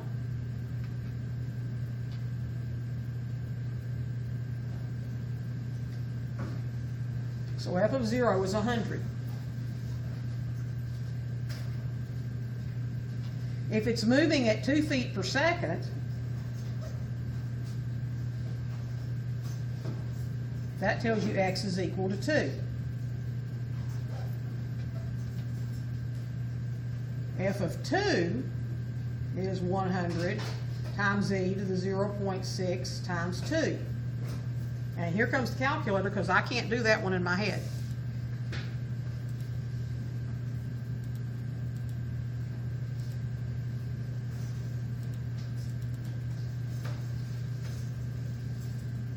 And if you're looking for your e to the x button, it's on the ln key as a yellow function or a second function. It's right next to the number 4 key. So e to the 100 times e to the second is 738.905. We'll call that 0.91. Oh, 1.2. Sorry. Clear. Thank you. Let me clear that off and try that again. I was just plugging in the 2. That was not good. That should be 0.6 times 2. 332.01.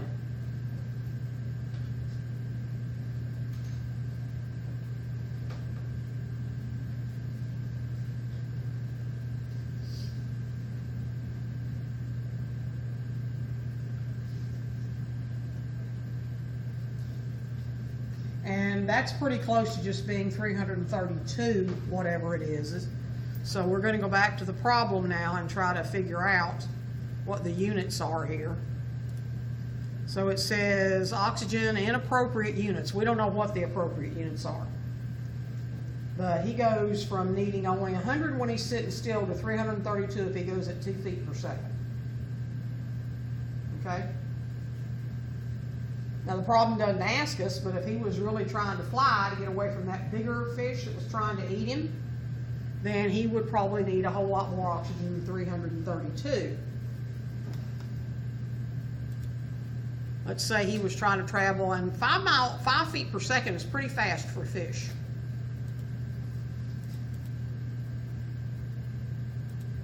So if he's trying to swim at 5 feet per second, he needs 208,000 units, whatever they are, of oxygen. So notice how much faster that oxygen consumption went up. That's what exponential functions do. And then our last one is about food surplus, and this is another one where we're going to plug it into the calculator. Magazine article argued that the cause of the obesity epidemic in the United States is the decreasing cost of food in real terms due to the increasing surplus of food. And as one piece of evidence, the following table was provided, which has been updated, showing the U.S. corn production in millions of bushels for selected years. So we're going to plot the data, and then we're going to find an exponential function to fit the data. So here's the data. And you can see I've already drawn the scatter plot and put it in here.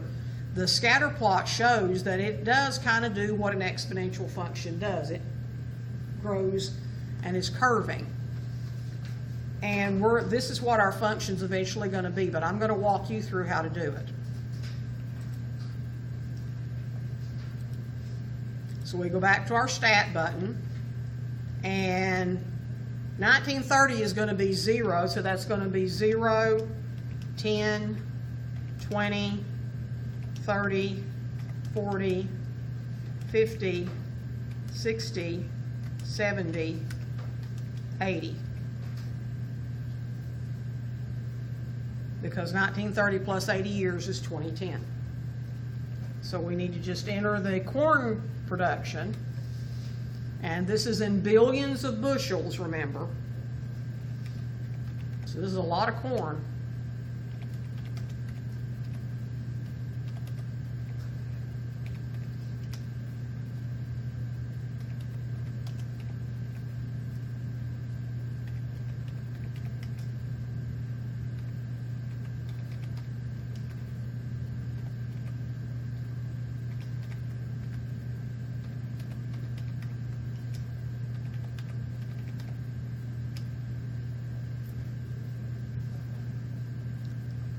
So we've got the data in. We're going to go to the y equals menu and clean off the equations there because we don't want the equations. I'm going to turn plot 1 back on. Remembering that plot 1 is already set up to where list 1 and list 2 are already in there for me. So then I'm going to go to the zoom button and down to number 9 because I know that it will set my window up for me perfectly if I just let it do it. So zoom stat, and there's the scatter plot.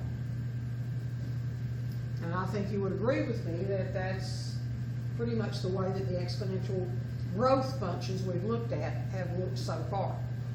So we need to fit the function to it.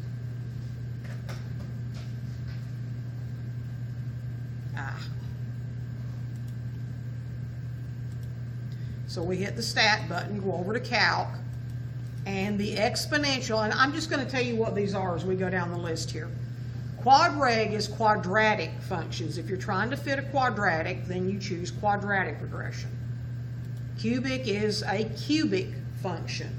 If you're trying to fit a cubic function to something, which we did earlier, then use cubic regression. Quart is a fourth power equation, something to the fourth power. They don't go for individual powers after that. It goes back to linear regression, and then this is actually the natural log regression, LN, which we're going to talk about very briefly in the last section. This is exponential regression, okay? So exponential regression list 1, list 2, and I'm not going to have it store the equation this time. We can write it down because I've actually already got most of it written down anyway. So list 1, list 2, and we're going to let it tell us what the equation is. And notice that the form it gives us is a number, a, times the base raised to the x power. The number a is 1.73266.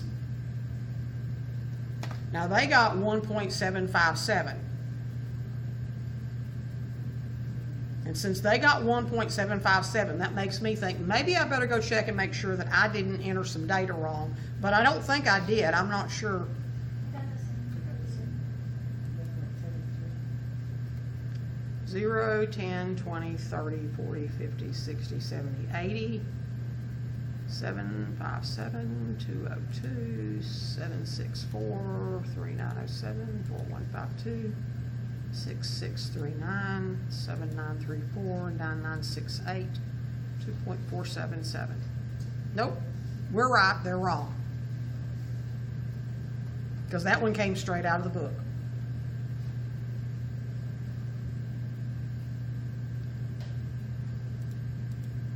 So with those numbers, the correct function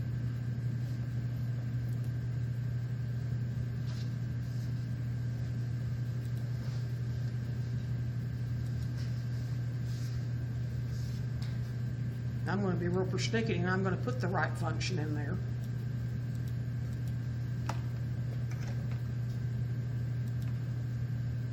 Is y equals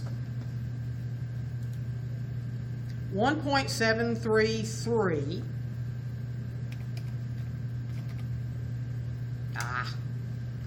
wrong place times 1.025 raised to the x power.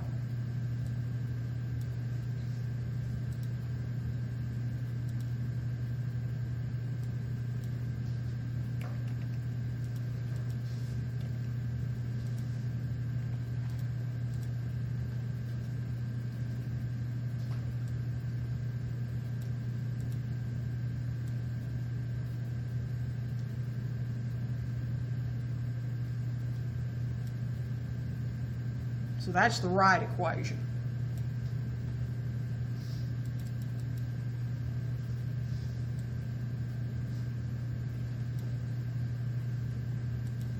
There's wrong, because we double checked our work.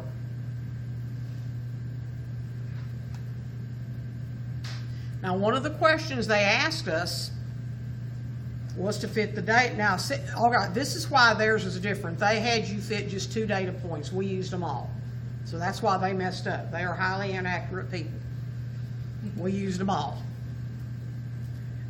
Question C says, determine the expected annual percentage increase in corn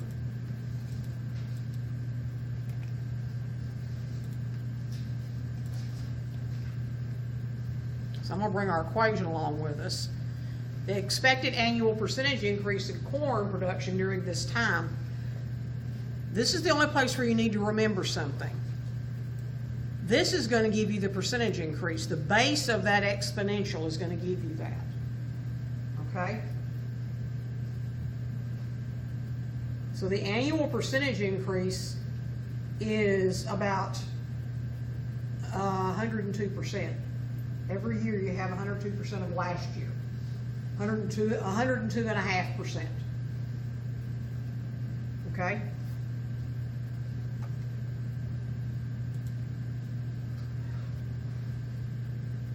And that comes strictly from this number expressed as a percentage. And that's the percentage increase for each year. You multiply the previous year by 1.025 because we can't use the percentage for the increase.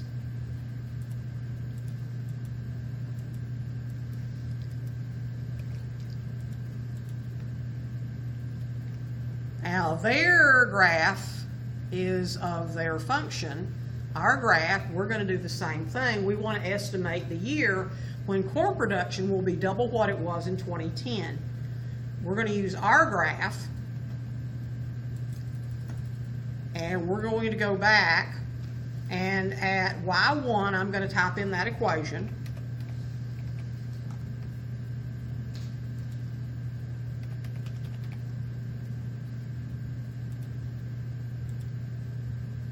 And then at Y2, we need to go back and look at the table, because it says in the year 2010. What was it in 2010? Well, in 2010, it was 12.447.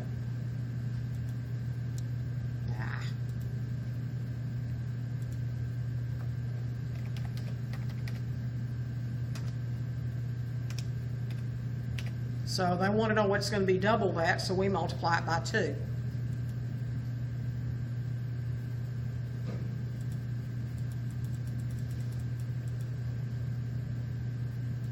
And that's the only screen I know of where it doesn't actually go ahead and multiply that out for you. So then we're gonna, let's see, we've already got a graph. Let's see what we need to do to the graph. Let's just hit graph. So there goes the function, and if you notice, that function fits really well. But I don't see my other number. The reason I don't is because that window only goes up to 14. And that's going to be close to 25. So my window needs to go up a little higher. Say about 26.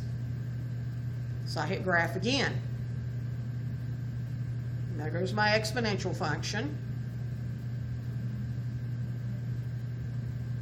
There goes 26, and I can see they're gonna cross, but they haven't yet.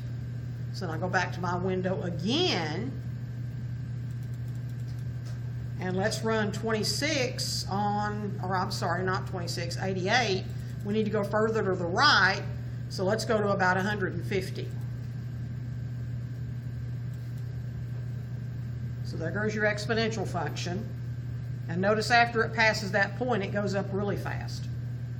And then there comes the doubling point, and we just need the intersection.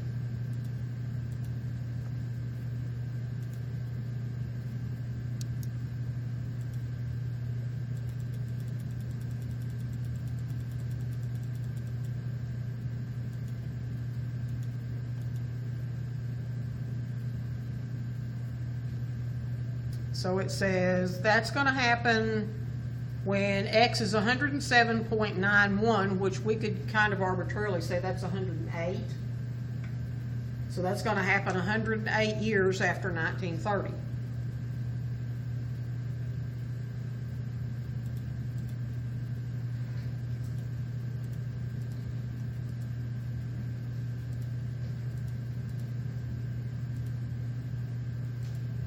Which means it should happen in about 2038.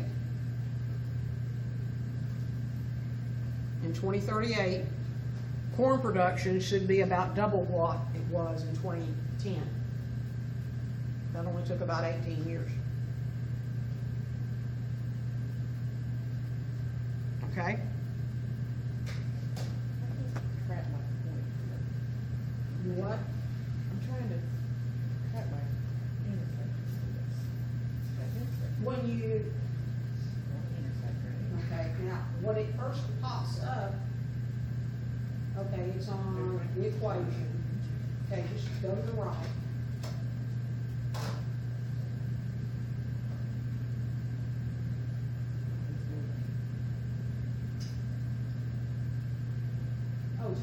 Just hit enter.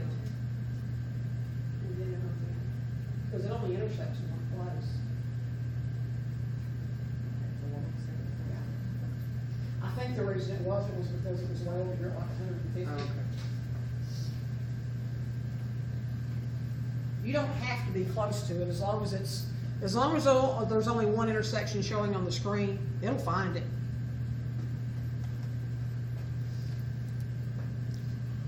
Okay, so we are officially finished with this section.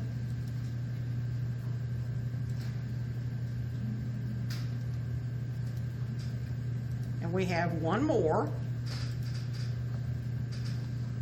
But it is, as you can see, all the slides are right there on the side.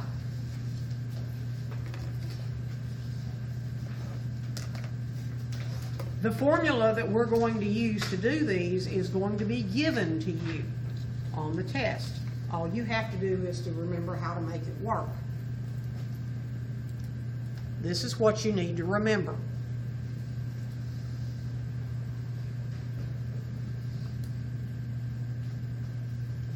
Y to the log base A of X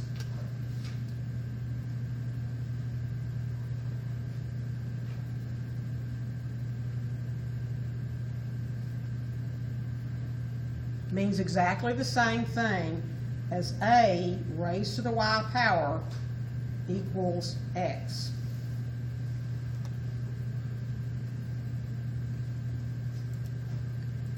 Now, before we do the examples, this is what you need to remember, and I don't like the format they use, and the format on the formula sheet probably is going to match what I like because it makes more sense to me. What do you call the A? What is it referred to as for the exponent? The base. Well, I think it makes absolutely no sense to call it A when base starts with B. B to the Y is equal to X. Now, I know that's a little odd because that means X is, normally we would think about that as being the exponent. In this case, the exponent is Y. The base raised to Y gives you X, which is what happens when you take this base and raise it to that power, you get this number. The inverse, or the related function for that logarithmically, is the log base B of X will tell you what power you need to raise the base to get X. That's the relationship you need to remember. Okay? That's all the relationship you need to remember. Normally, in most math applications in this country, we use what's called a common log, which is base 10.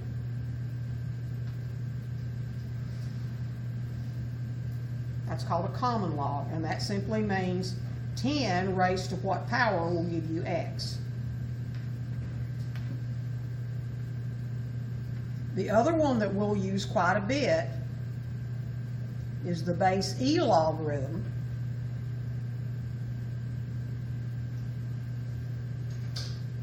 And the base E logarithm means E raised to what power will give you X. Only we don't usually write log base E. What we usually write is ln of X equals Y, which is the same thing as that. We don't usually. So normally we don't write the 10 in the common log. Normally we write this one as just log of X equals Y. We don't usually put the 10 in if it's the common log. We leave that out. Just like we don't always put an exponent of 1 on the X. So a lot of times we leave that out. But if you don't see a base, the base is 10. If you do see a base, then that other number is the base of the exponent. And this is the power on the exponent.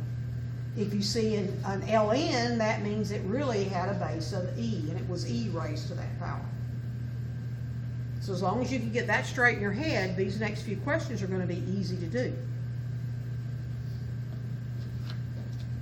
Because we're just going to do some examples, because that's what I'm going to ask you to do on the test, is to convert.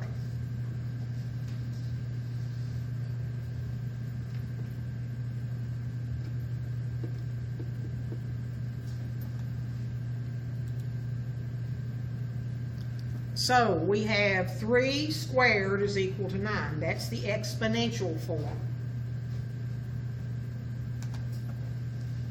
This is the base.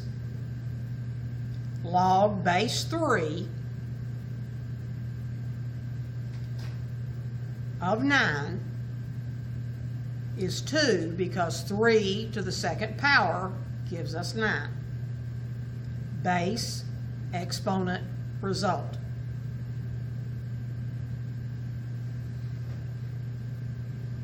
This says log to the 1/5 base, the base 1/5 logarithm of 25 is equal to -2 because the 25 becomes the x and the power is the result.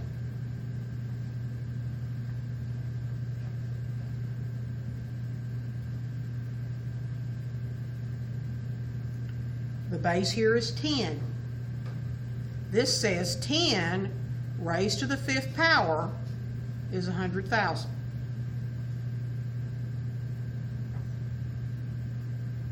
The base here is 4. This says 4 raised to the -3 power gives us 1/64.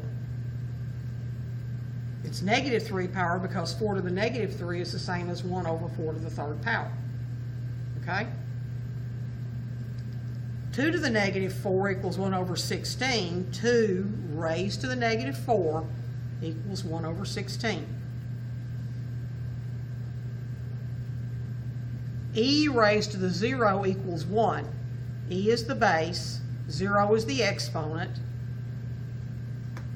1 is the result. And this would normally be written as ln of 1 equals 0, and in fact, ln of 1 does equal 0. You can verify that on your calculator.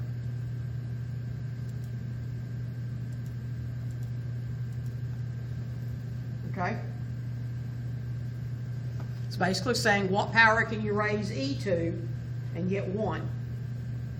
0.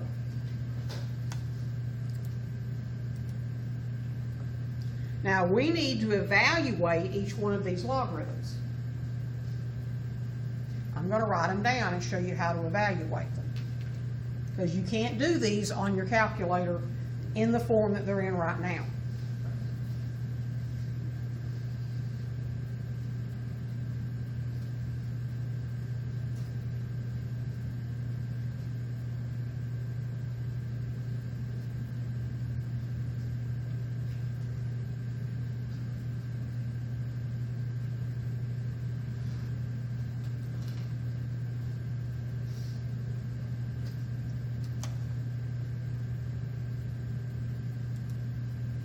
So here's our rule. Here's our 3 examples. First one, this says log base 4 of 64 is equal to what? What power do I raise 4 to get 64?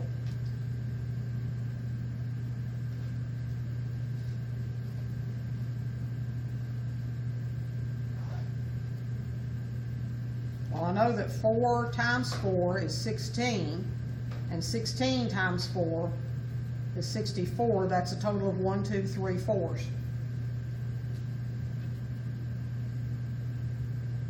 So x is 3. Okay? 2 raised to what power would give me -8.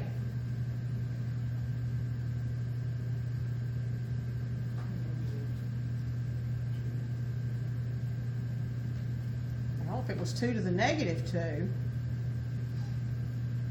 that's 1/2 squared, which is 1/4. So 1 with a negative power is not going to help. What is the base -2? Depends on whether the base was even or odd, whether the result is even or odd. Remember, if x is an odd number, Because I can let -2 raised to the 3rd power is -8. okay, that's true. That's very true. But the base isn't -2.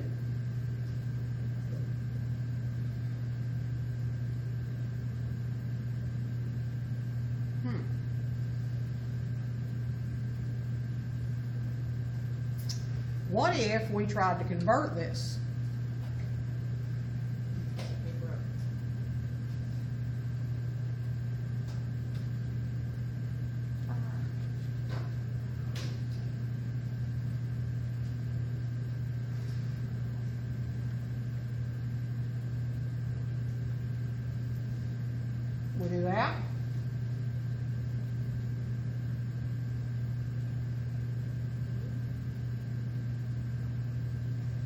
that legal? Sure. Well, actually, it's not, unfortunately, because we got a -1 that's already part of 8, and I can't just arbitrarily throw a -1 in there, although I would like to.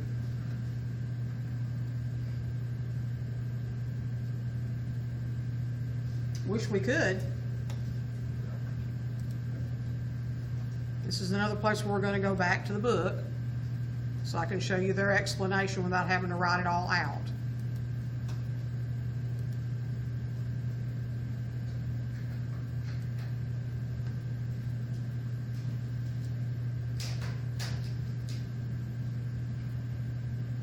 Where was my previous problem? Let's be example 3.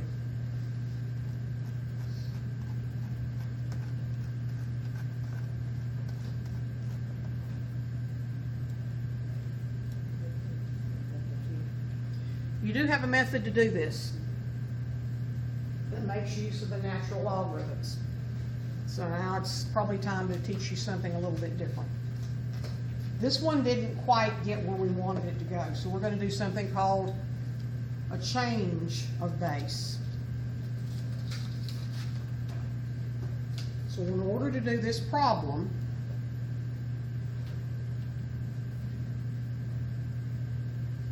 which was log base 2 of a negative number, what we would do to solve it is we would take the natural log of this, -8. Oh, sorry. Thank you. And divide it by the natural log of 2. Okay?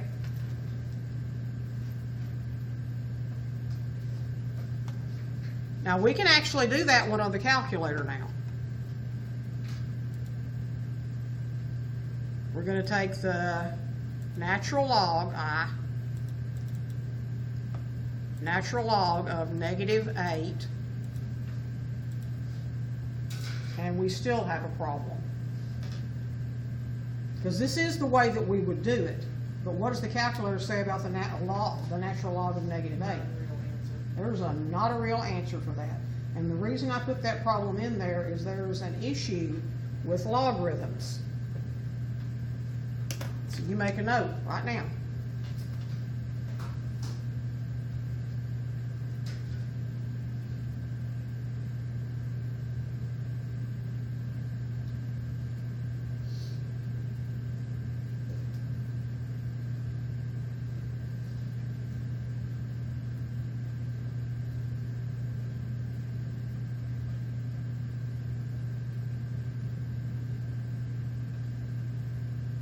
You cannot take logarithms of negative numbers.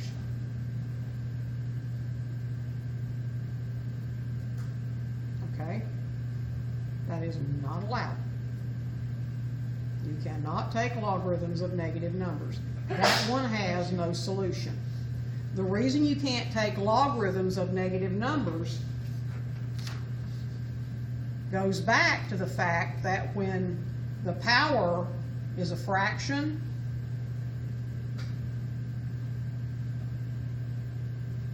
that you're actually taking a root. Like a square root is something to the 1/2 power.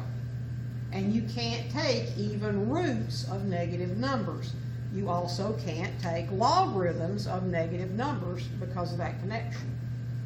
So that particular one just doesn't have a solution. That one doesn't have a solution. Not happening.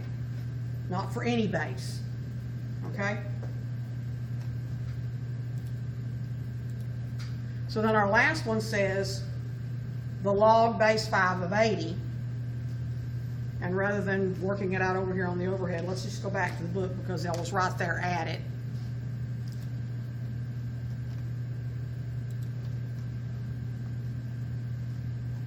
You can use the method that I just showed you to take the log base 5 of 80. Okay? What you do is you take the natural log of 80, because you can take the natural log of 80, and you take the natural log of 5 and you divide the two of them. So on the calculator, all you have to do, How is, Speak to that where it's natural law, where it's IN. it's actually LN. It's right next to your number 4 key, Okay. okay? And then the 80 goes in the numerator. Oops. And then we're going to divide that by the natural log of the base, which is 5. And that's one of the reasons we talked about the natural log in this particular part. The natural log is a very useful function. In calculus, we'll use the natural log quite a bit. We probably won't use base 10 or base 2 or these other base logarithms. But we will use the natural log quite a bit. So the result is 2.7227, which is about 2.73. That's close enough. Okay? So remember your change of base formula. I will give you the change of base formula on your formula sheet. So the answer would just be 2.73. Yeah, that's it.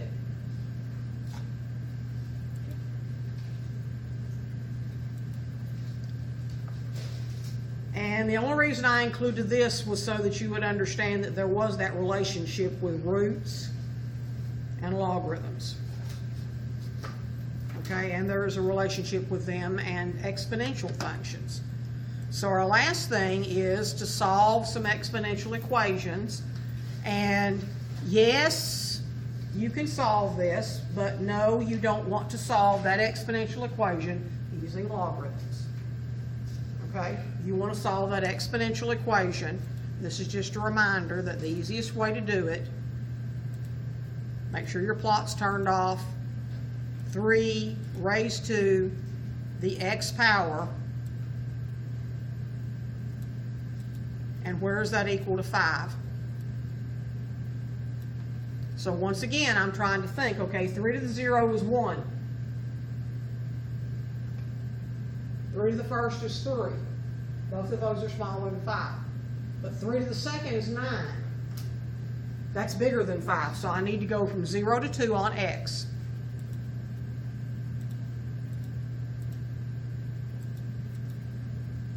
And I know it's not going to be a negative power because you have to raise 3 to a positive power to get something bigger than 3. And I shouldn't have to go any higher than 3 to the second power because 3 to the second power is 9. So that should be far enough for me to see everything I need to see. So there's 3 to the x. There's x equals 5. Second trace. Intersect. Hit enter 3 times. X is equal to 1.465. Okay? Graphing calculator is a wonderful thing. We are done. And we're only 4 minutes over. I'm impressed. And the homework that's due tonight in Shelby, can you extend that until tomorrow? I won't change the date, but you can still get into it. I don't lock it up. I don't count off full 8 homework and show it. Okay? I will send out to everyone, rather than expecting you to write it down right now, I will send out to everyone the password for your test. Okay? Now, on the test where you said that it's your choice whether you want to take it or not, but then the final would be doubled. The If we final already will have- count its place if you don't take it. But if we already have a bad grade, do we need to go ahead and take that one to replace an existing bad test grade? I would. Is it, you won't count the. I won't count the final for 2, I'll only count it for 1. So if you need to retake a test, I will be publishing calendar 2 in Shobi. I'll send you a text when I have all the rooms and everything. I'll put it in Shobi and tell you where I'll be every day next week. And I do have makeup exams this Friday, but I'm still waiting on a room. The makeup exams, for anybody that wants to make up one on Friday, it's 10:30 to 12:30.